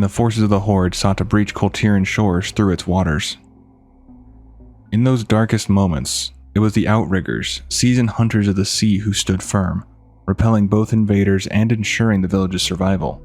Looming just south of Paralysis, the Ashvane Foundry stands as the beating heart of Kul Tiras' industrial might, and its greatest danger. Owned and operated by the infamous Ashvane Trading Company, this massive manufacturing plant is the largest of its kind in Tiragarde Sound. Within its smog-choked halls, Azerite is refined and weaponized, fueling a clandestine operation that arms both the capital's black markets and the lawless pirates who prowl the seas. Beyond producing deadly weaponry and ammunition, the foundry plays a pivotal role in advancing Ashvane's ambitions. It supplies a steady stream of raw Azerite to the chemists of Bridgeport, where alchemists toil over volatile experiments, seeking to unlock the full potential of this powerful substance. Blushwater Brook is a lush and humid expanse bordering the Grand Norwington estate. Its dense vegetation thrives in the ever-present moisture, fed by the gentle trickle of water from Rockskip Falls. This shallow, meandering brook provides a perfect sanctuary for cranes, which wade gracefully through the still waters, undisturbed by the world beyond. However, Blushwater Brook harbors more than just wildlife. Midway down the river, a peculiar rock formation juts from the water, atop which rests a suspicious pile of meat. Those brave or foolish enough to disturb it will find themselves ambushed by 2 lurking Grimestone trappers. Should these trogs be vanquished, a greater enemy emerges from the mist, the formidable Tempestria, an entity of unknown power waiting to unleash her fury upon the unwary. A bustling Kul'Tiran port town named Bridgeport lies along the inner coastline of Tiragarde Sound, just south of the capital of Paralysis. A vital hub of trade and commerce, the town operates under the watchful eye of House Proudmoore, yet its true masters lurk in the shadows. Bridgeport serves as the principal holding of House Ashvane, and beneath its veneer of legitimacy, it thrives as the beating heart of the Ashvane Trading Company's vast operations. From its sprawling docks and towering warehouses, goods flow across the region, some legally, but many under the cover of secrecy. Smuggling runs unchecked, with illicit cargo finding its way to eager buyers across Kul Tiras and beyond. Hidden within its workshops, Ashvane chemists toil over volatile experiments, refining and weaponizing Azerite, the powerful substance that could reshape the future of naval warfare. Though Bridgeport stands as a beacon of industry, beneath its prosperity lies corruption, ambition, and the ever-growing specter of a power struggle that threatens to shake Kul Tiras to its core. Paralysis was little more than a meager settlement clinging to a rocky outcrop. Its people, fishers, shipwrights, sailors, and pearl divers, led lives of toil and hardship. Though the towering cliffs of Tiragarde sheltered them from the south, the mountains of Stormsong Valley shielded them from the north, and the tangled delta of Kul Tiras' 3 isles buffered the west. Nothing stood between them and the relentless fury of the Great Sea to the east. Each year, at least one storm would rage across the harbor, smashing ships, battering homes, and threatening to erase the town from existence. When dawn broke, the waters could be littered with the drowned, and it said that the living, too weary to bury their dead, would cast weighted nets over them, consigning them to the sea floor. A seawall was impossible. Its foundations would vanish into the abyssal depths, and the cost of repairing it after each storm would claim as many lives as the tempests themselves. So the people of Paralysis endured, not behind stone or steel, but through sheer determination. They faced each storm with grit, each loss with resolve, and from their struggle, a great maritime power would one day rise, born not from walls, but from the will to survive. According to folklore, mermaids once lived openly near Paralysis, their presence met with superstition and fear. Sailors believed they heralded tempests and drowned men for amusement, but this perception changed with the tale of Halia, a mermaid, and Eerie, a devoted tide sage. Eerie was born in a gutter's hut in the fledgling port town of Paralysis, her life shaped by wind, water, and hardship. A tide sage by calling, she served with quiet devotion aboard the Two-Master Windward, a ship that braved the wide, treacherous seas from the eastern kingdoms to lands farther still. Though the sun seared her skin dark and duty weighed heavily on her spirit, Eerie was beloved by the people of Paralysis, respected for her bravery, her swiftness in peril, and the countless journeys she safely guided through storm and wave. Though admired by her crew, Eerie kept her distance. Her only constant companions were her rituals and whispered prayers to the Tide Mother. Beneath her stoic exterior was a profound loneliness that not even her faith could fully soothe. It was the mermaid Halia who saw what others could not. Drawn to Eerie's solemn beauty and strength, she began to appear near the windward whenever it anchored at Paralysis. While sailors clamored to chase the mermaid off, or worse, Eerie forbid it, offering Halia a silent salute each time the ship came or went. When new crewmen mocked the Tide Sage for befriending a sea creature, Eerie answered with her fists, silencing any doubt about her authority. Halia, undeterred, began leaving gifts in the shallows where Eerie swam, half-dead fish and on rare days, pearls. Eerie, ever practical, returned the pearls to the water, where they nestled among the seaweed. Old sailors say this is why Paralysis Harbor is full of bubble seaweed. It is Halia's discarded offerings. Through gifts and quiet observation, Halia came to understand Eerie better than anyone. The Tide Sage's stern mask began to soften, first with curiosity, then with affection. On a long voyage, Eerie sharpened a gut-hook knife, a gift to match the strange kindness she had received. Upon returning, she waded into the harbor, called out to Halia, and gave her the blade. The mermaid accepted it, and with it, Eerie's heart. They kissed in the shallows, sealing a secret bond. Halia asked Eerie to join her beneath the waves. All she had to do was slit her feet and walk into the harbor, and the Tide Mother would transform her into a mermaid. But Eerie declined, bound by her duty. Halia then pleaded for her to live on the shore so they might remain close. But again, Eerie refused, fearing that their love, if discovered, would cost her the trust of her crew. Halia wept but agreed, and the two lovers continued their secret meetings in hidden coves and winding waterways. Their trysts endured until the day the storm came. While the Windward was docked, a monstrous tempest bore down on Paralysis. With no hope of outside help, Eerie and a handful of Tide Sages launched their tiny boats into the roiling sea, praying they could divert the flood. One by one, her comrades fell. On the fifth day, only Eerie remained, exhausted but steadfast. Halia surfaced, begging Eerie to save herself and become a mermaid, but the Tide Sage refused. A massive wave loomed. Eerie raised her arms to part it, and Halia braced against the surge with her own power. Together they tore the sea in two. Eerie vowed to hold the ocean back. Halia swore to build a wall. She dove and began to stack stone and mud upon the seabed, returning often to check on her love. Each time, Eerie's answer was the same: not yet. Other mermaids joined Halia, moved by the sight of a love so fierce. Still, Eerie stood in the shattered remains of her ship, holding the tide. Eventually, the wall grew tall enough to lift her feet above the water. When Halia asked once more if it was done, Eerie turned, only to collapse into the waves. The wall held, but her strength had finally failed. Halia pulled her to the surface, lifeless. The crew of the Windward hauled them aboard, but no prayer or spell could rouse Eerie. Then, with trembling hands, Halia drew a knife and slit Eerie's feet. She begged the crew to cast him into the harbor. Tearfully, they obeyed. Time passed, then the water stirred. Eerie emerged, transformed. Her hair shimmered like moonlight on water, her legs replaced by a mermaid's tail. But her feet remained unchanged. The Tide Mother had shown mercy. The two lovers embraced as the crew wept with joy. Eerie never returned to her ship, her post, or the city she once protected. But her story lives on. In Paralysis, when the sunset glows blood red across the harbor, old sailors still pause and murmur, "Eerie's blood." It is said to signal good weather, and to remind all who hear it of the Tide Sage who stood against the sea, and the mermaid who loved her enough to defy it. Paralysis has long stood as the beating heart of Kul Tiras, but its history is one of both resilience and conflict.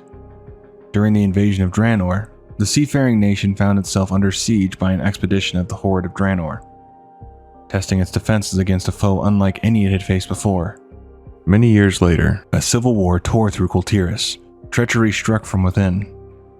Priscilla Ashvane, head of the Ashvane Trading Company, allied with the ruthless Irontide raiders and the city's criminal gangs, launching a brutal assault on Paralysis. The city teetered on the brink of collapse, its defenders overwhelmed. Yet in its darkest hour, Jaina Proudmoore summoned back the long-lost Kul'Tiran fleet, their return shifting the tide and saving the city from ruin. Even with Ashvane's downfall, Paralysis remained a coveted prize. During the war against the jailer, another threat emerged from the waves. Time Captain Hooktail and her Hourglass pirates launched a daring heist on the city. As chaos erupted, the harbor burned, and battles raged along the ramparts. But the Paralysis guards, stalwart as ever, held firm, repelling the invaders and safeguarding the city's heart. Built upon a small cluster of islands in the eastern reaches of Tiragarde Sound, Paralysis is a city beholden to the sea. Its wooden walkways twist like the currents themselves, weaving through terraces, stairways, and bustling marketplaces. The scent of salt and brine lingers in the air, mingling with the aromas of fresh-caught fish and burning lamp oil. Weathered rooftops and amber-lit windows cast a golden glow over the streets, while stone roadways and fluttering nautical banners lend warmth to the city's rugged charm, despite the ever-present chill of the surrounding sea. At the heart of Paralysis Harbor, iron-reinforced locks bar entry into the city's inner channels, serving as the first line of defense against unwelcome vessels. Cannons line the harbor's edges, a silent but ever-steady deterrent against those who would test the city's might. Towering galleons, the pride of the Kul'Tiran fleet, find safe harbor here, their masts rising like spires against the stormy skyline. Within the bustling trade winds markets, merchants from every corner of Azeroth gather to trade their wares, drawn to Paralysis by its thriving commerce and strategic position. From here, well-established trade routes stretch across the region, linking the city to the nearby town of Hathaford and the fertile fields of Stormsong Valley. Whether for business, adventure, or simply a taste of its maritime grandeur, Paralysis remains a place where the sea and its people are forever intertwined. Evergreen Grove lies nestled northeast of the Alderson Lumberyard in the untamed wilds of northern Tiragarde Sound. A tranquil woodland of towering evergreen pines, the grove remains one of the last bastions of untouched wilderness in the region. However, the relentless march of industry threatens to consume it. Lumberjacks from the nearby yard, ever in search of fresh timber, have begun encroaching upon its borders, their axes poised to claim the ancient trees. Yet nature does not surrender easily. The workers' progress has been thwarted by eerie wicker constructs, twisted creations that stalk the shadows between the trees, striking with supernatural precision. Whether these guardians are remnants of forgotten magic or the vengeful spirits of the forest itself, none can say for certain. Beyond its looming peril, Evergreen Grove teems with wildlife, its dense underbrush providing sanctuary to a variety of creatures.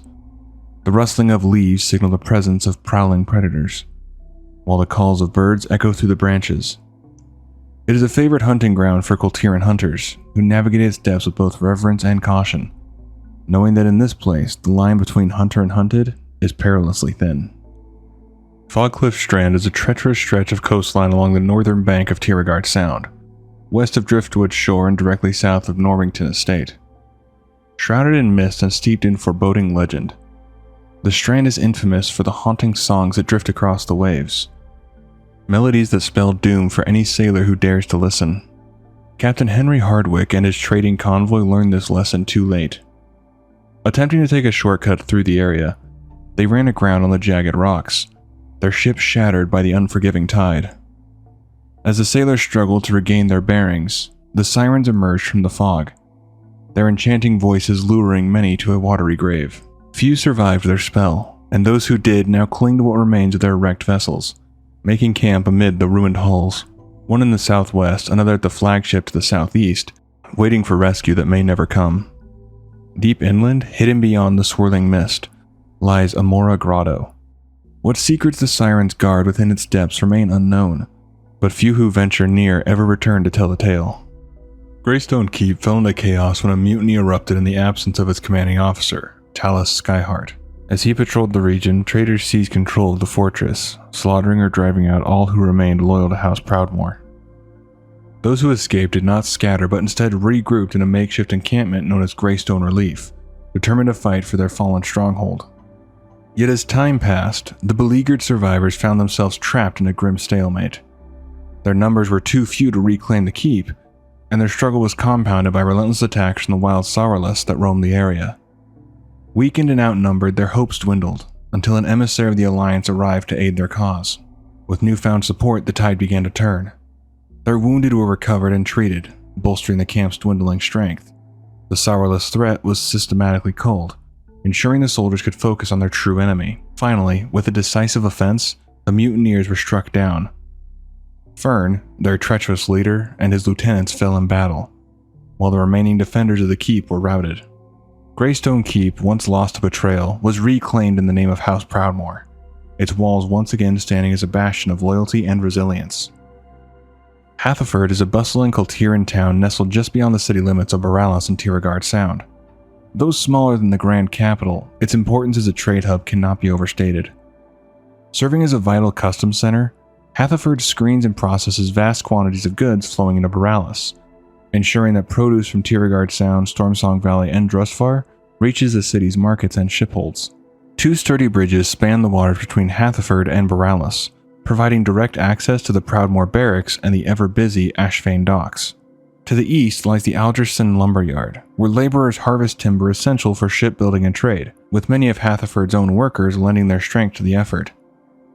The town's steady rhythm of commerce, industry, and travel makes it an essential artery in the lifeblood of Kul'Tiran prosperity. Mistfall Cleft is a jagged canyon carved in the northern mountains of Tiragarde Sound, a shadowed realm claimed by the Grimestone Trogs. The sheer cliffs are riddled with caves, providing shelter to the tribe's ever-growing population. Among the rocky crags, feral Sourlisks roam, tamed and ridden into battle by their Trog handlers, their guttural war cries echoing through the mist-laden ravine. Generations ago, the grandfather of Lord Aldrius Norwington led a campaign to drive the Grimestone tribe from the lowlands, forcing them deep into the cleft so that he could establish Norwington Estate. Though contained for a time, the Trog's presence lingered like an unhealed wound, their proximity ensuring that conflict was only a matter of time. As the years passed, the Grimestone Trogs grew restless, launching increasingly bold raids into Kul'Tiran lands. Their warband struck at the estate with savage force, nearly overwhelming its defenders on more than one occasion. Even Lord Norwington's own son, Eddie, fell into their grasp, captured and dragged into the dark recesses of Mistfall Cleft. Only through outside intervention was he rescued, his survival a testament to the ever-present danger that lurks within the Trog-infested canyon. Norwington Estate, also known as Norwington Manor, stands as a proud testament to Kul'Tiran nobility in Tiragarde Sound. The Grand Estate belongs to Lord Aldrius Norwington and Lady Elena Norwington, who annually hosts the famed Norwington Equestrian and Hunt Festival. This prestigious event draws skilled equestrians, renowned hunters, and noble families from across Kul Tiras, as well as the fearless roughneck riders eager to test their mettle on horseback. Yet the estate's past is steeped in conflict. The land upon which it was built once belonged to the Grimestone Trogs, who roamed the region until Lord Aldrius' grandfather led a brutal campaign to drive them into the nearby Mistfall Cleft, where they linger in restless defiance. Norwington Estate has remained a site of intrigue and war. In a brazen act, Lord Stormsong's agents attempted to steal the prized steed Golden Mane from the estate's stables, an act that did not go unanswered.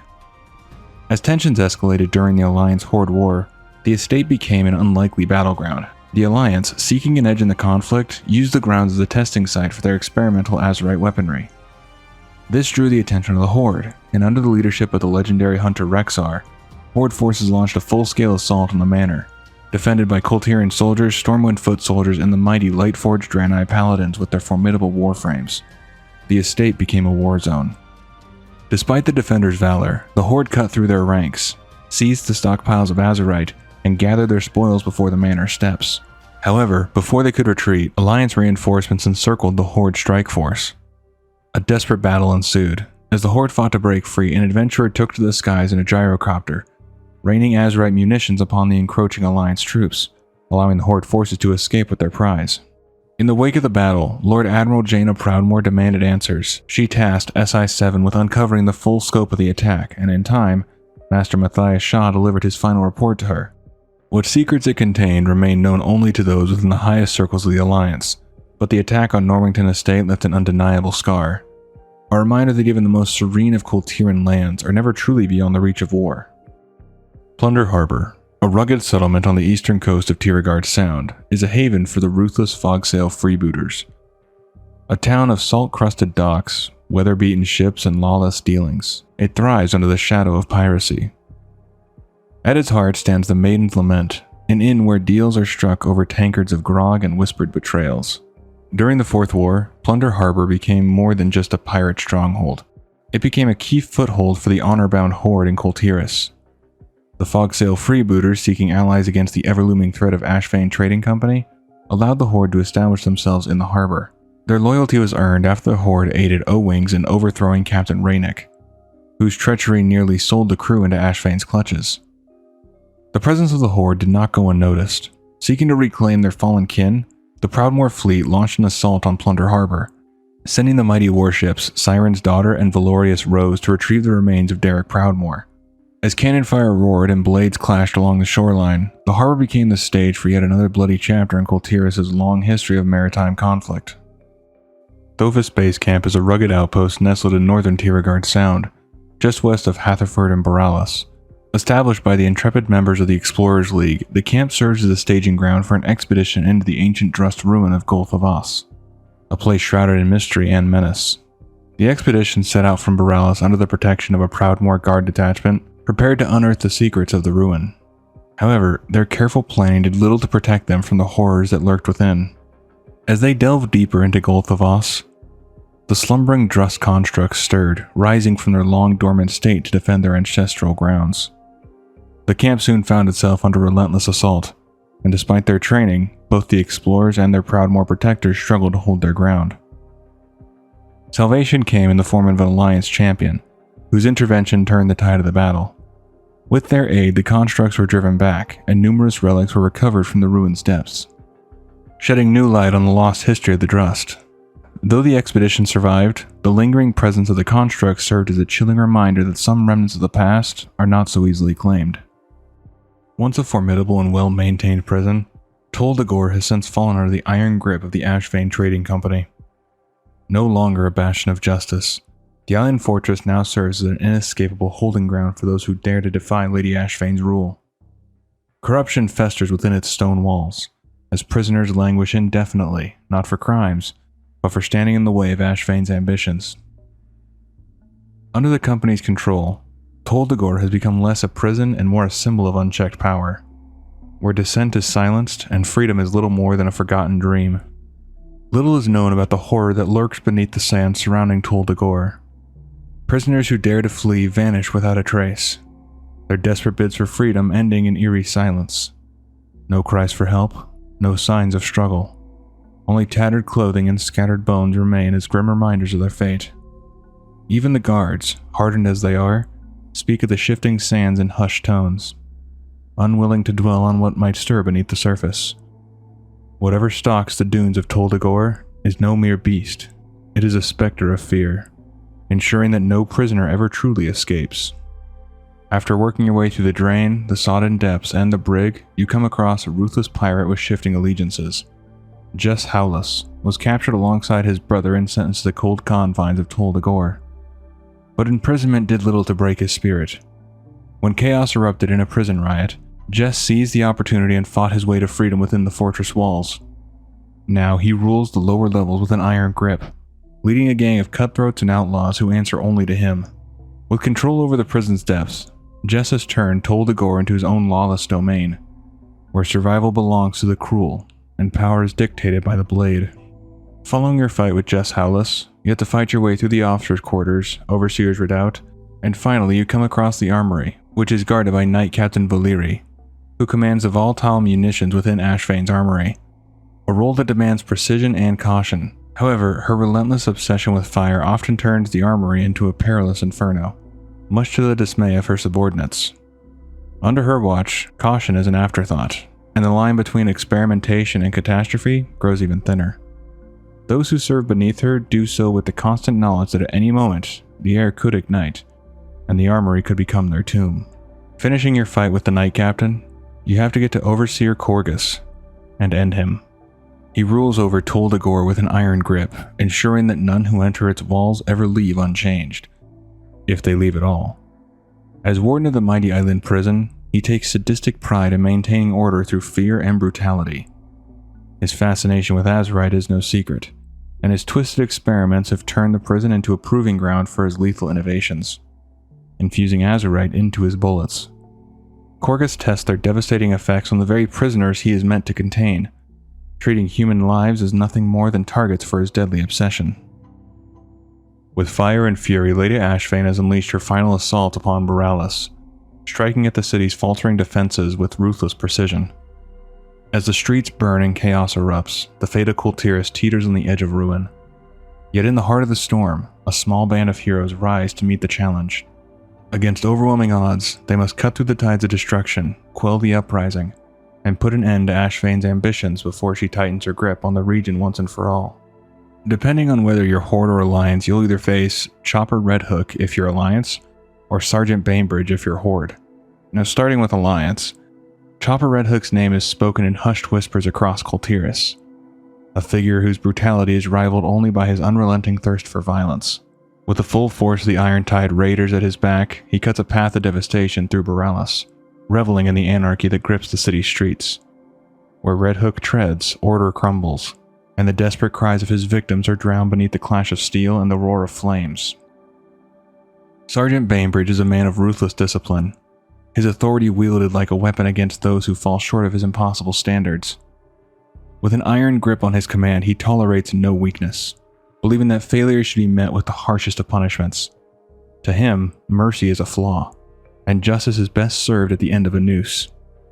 Those who dare to offend him or falter under his rule quickly learn that in Bainbridge's eyes, there is no room for second chances, only swift and final judgment.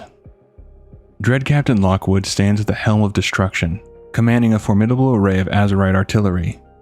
With ruthless precision, her cannons are locked onto the palace, their barrels poised to reduce the Proudmoore stronghold to nothing but smoldering ruins.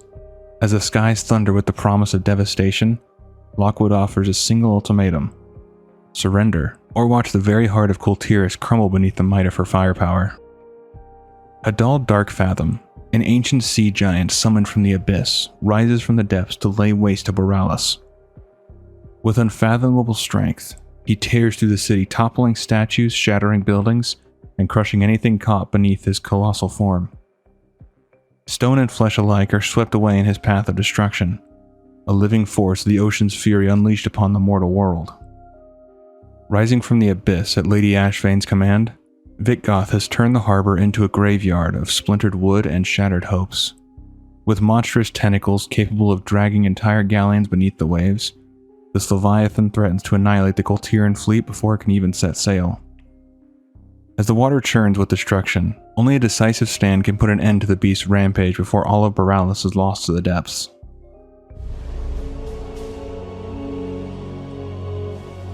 Our harbor defenses won't be enough. Father's pendant. For generations, the heart of the Kul'Tiran fleet.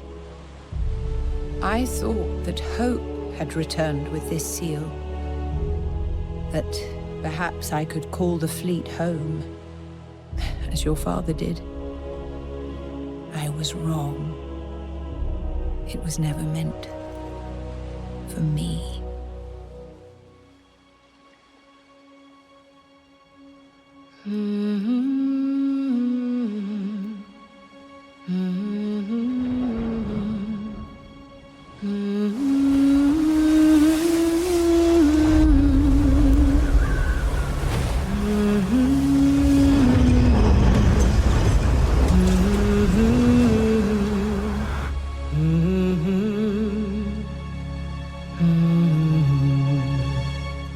There you are.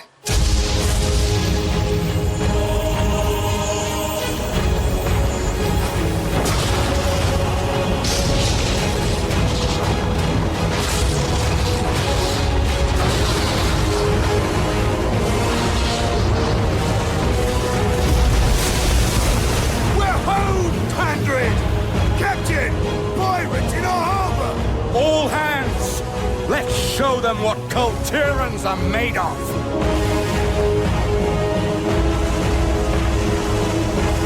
Lady Ashvane! Your orders! Lady Ashvane!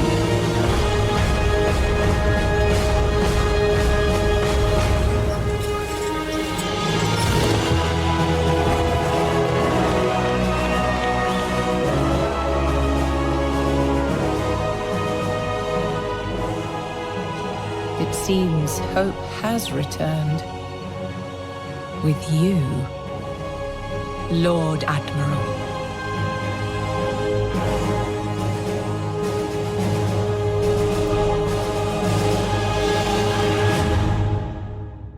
Long ago, the legendary inventor Mimiron constructed a hidden vault on this island, safeguarding an array of technological and Titan-forged marvels. Before King Mechagon's arrival, the island was home to forgotten civilizations. Their history is now buried beneath the land. Traces of two distinct cultures linger, one linked to the mighty Vrykul and another to the wise and nomadic Tortolans. The discovery of an ancient night elven ring adds yet another layer of mystery to the island's past, while remnants suggest that pirates once patrolled these waters, leaving their own mark on the land. 4 centuries ago, King Mechagon, once ruler of the gnomes of Gnomeregan, led his followers on a grand exodus in search of the legendary land of innovation. He left behind no clues to his destination, and over time, his journey became a mere legend among his people. However, the myths turned out to be reality. King Mechagon discovered this island and laid claim to it, transforming it into a hidden sanctuary for his vision. With Walton Cog Frenzy as his trusted architect, the gnomes constructed the astonishing underground metropolis of Mechagon City. There, King Mechagon pursued his grand ambition, replacing the weakness of flesh with mechanical perfection. Under his rule, the Mechagnomes systematically altered their bodies, shedding the constraints of age and mortality in their pursuit of an eternal, machine-driven future. Centuries later, King Mechagon deemed the time ripe to enact his ultimate plan: the eradication of the curse of flesh from all Titan creations. To accomplish this, he tirelessly worked on the Mech Originator, a machine he believed would usher in an era of pure mechanical existence. Yet, his vision was not shared by all. Prince Erasmus, his own son, recognized the peril in his father's ambitions. Fearing the loss of identity and free will among his people, he quietly orchestrated a rebellion. However, his efforts were exposed when Curvo Cogpipe, an aged yet determined gnome adventurer, miraculously stumbled upon the Lost Island and betrayed the prince's plans to King Mechagon. Forced to flee, Prince Erasmus and his loyal followers took refuge in Rustbolt, where they formed the Rustbolt Resistance. With battle lines drawn, a civil war erupted between the Resistance and the Arcforged Loyalists, those who remained devoted to King Mechagon's mechanical utopia. What followed was a desperate struggle, not just for survival, but for the very essence of what it meant to be a Mechanome. Unaware of the turmoil brewing on Mechagon Island, both the Alliance and Horde became intrigued by whispers of a long-lost vault unearthed in the abandoned junk heap. Eager to claim its secrets, Tinkmaster Overspark led an Alliance expedition to investigate. Upon breaching the vault, they uncovered an ancient message left by King Mechagon himself.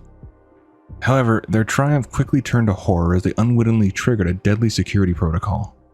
A scanning device activated, mercilessly eliminating all non-gnomes in its path. The slaughter only ceased when Gila Crosswires was scanned, halting the mechanism. As the shaken Alliance forces withdrew, another force arrived, this time led by Gazlo of the Horde. Having caught wind of the vault's discovery, they sought to claim its treasures for themselves. With Overspark's departure, the Horde pushed inside, only to repeat the Alliance's mistake. The lethal scanner reactivated, decimating their ranks. In a desperate moment of ingenuity, Gazlo seized a captured gnome and used them to disable the device, sparing his remaining forces from total annihilation. Both factions, now bloodied but determined, followed the vault's trail to Mechagon Island, where they were met by Prince Erasmus. The prince, aware that his father's vision threatened more than just his people, saw an opportunity. Despite the ongoing war between the Alliance and Horde, he appealed to both sides, urging them to set aside their differences and aid the rebellion against King Mechagon. Recognizing the greater threat, both factions agreed. Wasting no time, Erasmus led his newfound allies on a mission to reclaim Rustbolt, which had recently suffered a devastating assault. With the combined might of the Rustbolt Resistance, the Alliance, and the Horde, the rebels launched a daring strike on Junkwat Depot, freeing captured allies and reclaiming the invaluable construct, Pascal K1N6. Before retreating, Erasmus struck a final blow against his father's oppressive forces by crippling the HK-8 Aerial Oppression Unit, a bold message that the Resistance would not be silenced. With Rustbolt secured, Erasmus gathered his forces, warning them their fight was far from over. The final battle loomed on the horizon. Once preparations were complete, the combined armies launched Operation Mechagon, a full-scale assault on the heart of King Mechagon's domain. In the climactic confrontation, the Tyrant King met his end, and with his downfall, the Mechanomes were freed from his rule. Mechagon Island, once a land of rigid mechanical perfection, now stood as a testament to the resilience of those who chose their own fate. In a grim alternate universe, just when hope had begun to shine on the rebellion, betrayal struck at its core. Bondo Big Block, once a trusted figure among the mechanomes, traded loyalty for promise of complete mechanization. In exchange for his new form, he constructed colossal war machines and led a devastating assault on Rustbolt. The invasion was swift and brutal. As the smoke settled, the towering hologram of King Mechagon flickered to life at the heart of the fallen stronghold. With a smug declaration of victory, the tyrant activated the Mech Originator, unleashing a catastrophic wave that wiped out all organic life from Azeroth. In mere moments, the world was reduced to silence and steel. From the wreckage, a few survived. Among them were Chrissy Punchcog and Azira Gearsworn. Azira's legs had been destroyed in the attack, but with the help of a resilient adventurer, Christy crafted a new pair of mechanical limbs for her companion. Rebuilt but scarred, Azira rose again, driven not just by survival, but vengeance. Determined to make Bondo pay for his treachery, Azira hunted him down and ended his life with grim finality. Along her journey, she stumbled upon a haunting sight. Her former prince, Erasmus, reduced to a rusted shell, his mind lost to mechanization. Honoring his memory, Azira laid him to rest, and in that moment, inspiration struck. Nearby, within the heavily armored shell of a vault-bot, Azira discovered something extraordinary: a visual holosphere. Rumored to contain ancient data and tactical secrets that could undo Mechagon's tyranny. Realizing its value, she entrusted an adventurer with a critical mission: deliver the sphere to her counterpart in the Prime timeline. It was a final desperate hope to rewrite fate and end King Mechagon's reign before it began. The prince knew his father had to be stopped. To do so, they would need to infiltrate Mechagon City and put an end to his plans. After days of tense preparation, the Resistance launched a daring strategy to breach the heart of the mechanical stronghold. To gain access, Erasmus's forces needed to disable the airborne terror patrolling the skies, the HK-8 Aerial Oppression Unit. But before it could be brought down, its protective nodes had to be deactivated. Erasmus's champions faced a gauntlet of mechanized defenders, defeating the notorious Trixie Taser and Nano Mega Crash, the toxic monstrosity Gunker, and the hulking King Gabamak. With each foe vanquished, the city's defenses weakened. When the aerial unit finally returned to its charging station, the rebels struck. In a furious battle, the HK-8 was destroyed, opening the path into the city itself. The champions pushed forward, only to be forced into a brutal gladiatorial match in the Robodrome, where they faced a savage tussle tonks and a deadly display of force. Victorious, they pressed deeper into Mechagon's steel heart, descending into the eerie depths of the Underjunk, where they battled the colossal construct KU-J0. Their momentum carried them into a heavily fortified zone controlled by head machinist Sparkflux, the final guardian of the king's inner sanctum. After dismantling Sparkflux's war machines, the way to the throne was clear. At last, in the gleaming chamber known as the High Tinkertory, the rebellion confronted King Mechagon himself, surrounded by the full might of his mechanical creations and armed with the deadly power of the Mech Originator. The king fought with relentless fury, but in the end it was not enough. The champion struck him down, ending his reign and bringing hope to a people on the brink of being turned into soulless machines. With the fall of King Mechagon, the island was freed from his iron grip, and the future of the Mechanomes was once again theirs to shape. King Gabamak, a lumbering brute with more greed than sense, has claimed a throne of twisted metal and volatile relics. Surrounded by a mountain of scavenged doomsday devices, he hoards deadly technology like a dragon guarding its treasure, blissfully ignorant to the power he sits upon. Each weapon is a mystery beyond his grasp, a ticking catastrophe waiting for the wrong spark, yet he clutches them all with blind obsession, convinced their menace makes him mighty. Born from decades of unchecked pollution and festering neglect, Mechagon's industrial runoff has done the unthinkable. It has come alive. This vile amalgamation of sludge and spite is known as Gunker, a sentient ooze born from the island's most toxic refuse. With the sanitation systems offline and nothing left to contain it, Gunker slithers forth. Two of Bondo Big Block's most notorious enforcers named Trixie and Nano are an explosive duo in more ways than one. Trixie thrives on precision and calculated brutality, her every move sharpened like a buzzsaw. Nano, on the other hand, is a whirlwind of reckless energy, preferring high-speed mayhem over method. Their partnership is a volatile cocktail of tension and rivalry, often teetering on the edge of implosion. Yet despite their differences, they share a love for unrestrained carnage, gleefully unleashing destruction on any fool unfortunate enough to stray into their scrapyard dominion. A relentless predator of the skies, the HK-8 Aerial Oppression Unit patrols Mechagon's scrapyards with cold precision. Its prime directive is simple and merciless: disintegrate any who dare trespass. Cloaked in near impervious armor and armed with an arsenal of devastating weaponry, it soars overhead like a mechanical reaper. To be caught in its shadow is to face certain annihilation. Swift, surgical, and absolute. In the heart of Mechagon, the realm's first mechgineers showcase their brilliance through brutal sport, designing and deploying custom-built combat tonks and ferocious mechanical duels. These high-octane clashes are a display of both pride and precision, where innovation is forged in fire and steel. But when unwelcome organics stumble into their arena, the rivalries pause.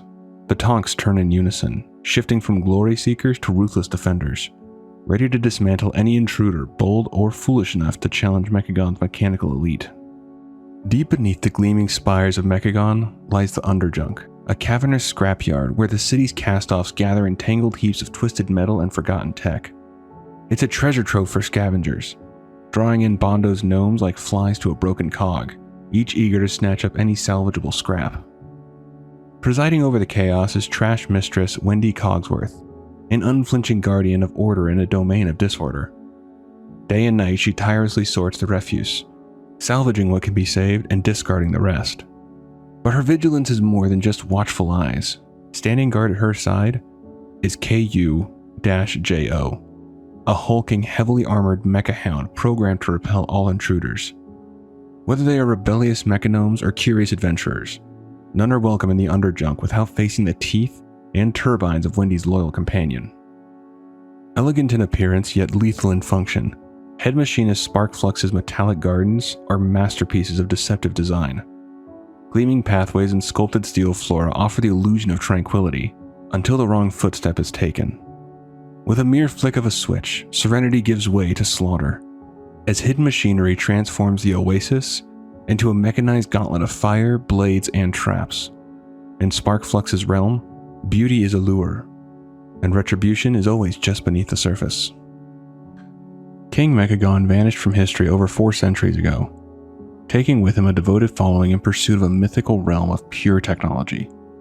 That journey ended with the founding of Mechagon Island, a land he named after himself, where he built a gleaming empire of gears and circuitry. Here, he gave rise to a new kind of gnome, the Mechagnomes, forged in the image of their mechanical ideals. But even in the earliest whispers of his reign, there were murmurs of madness. According to accounts passed down through the generations, most notably from the eccentric inventor Vera Lonelycog, King Mechagon's grip on reason was as fragile as a cracked cog. One of his first royal decrees, proclaimed mere days after his coronation, outlawed all non-mechanical creatures smaller than a newborn gnome. In a bizarre campaign of logic-defying tyranny, he dispatched his soldiers to round up rabbits, squirrels, and even unsuspecting fish.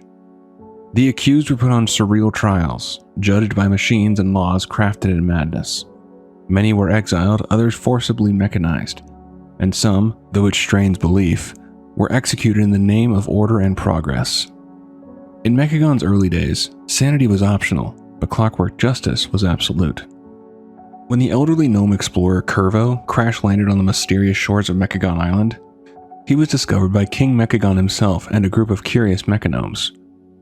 They stared in bewilderment at Curvo's wrinkled skin, a sight long forgotten in their polished metallic world. With cold fascination, the king explained that this was the result of aging, a fate that the mechagnomes had long since begun erasing from their legacy.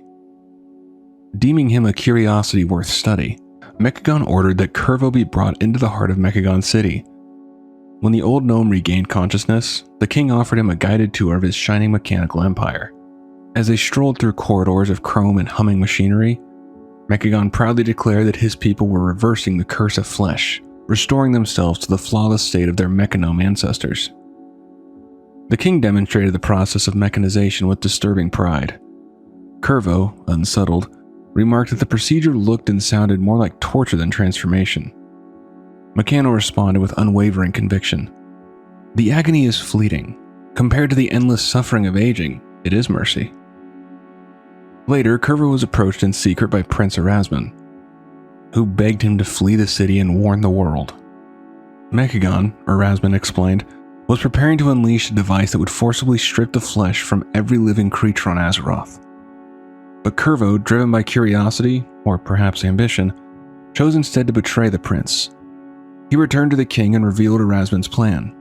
Pleased by this show of loyalty, King Mechagon granted Curvo a rare honor, a first-hand demonstration of the very device Erasmus had warned him about. Unlike the slow, excruciating conversions undergone by most citizens, this machine would complete the transformation in an instant. Though it had never been used on one of their own, Mechagon assured Curvo he had earned the privilege. With a surge of energy, the device was activated. In the blink of an eye, Curvo was gone, replaced by a hollow, soulless automaton. His function was to utter the same two words over and over. Found it. One of the nearby technicians frowned. There appeared to be a flaw in the conversion.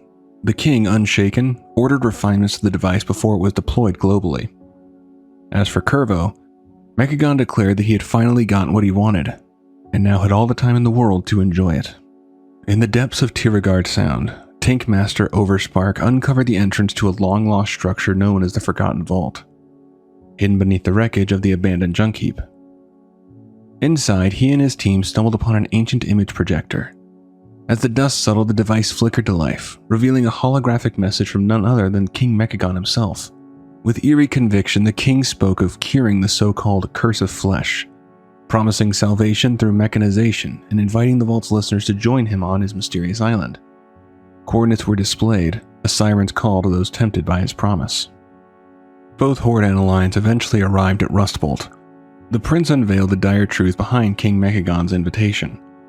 Driven by a cold hatred for organic imperfection, the king sought to activate his mech originator, the same device used to strip away Curvo's soul, and unleash its power upon all life on Azeroth. His mission was clear, his vision absolute, a world purified of flesh, rebuilt in the flawless image of machine. That's going to do it for this one. Hopefully you did enjoy. Thanks for watching, and do take care of yourself.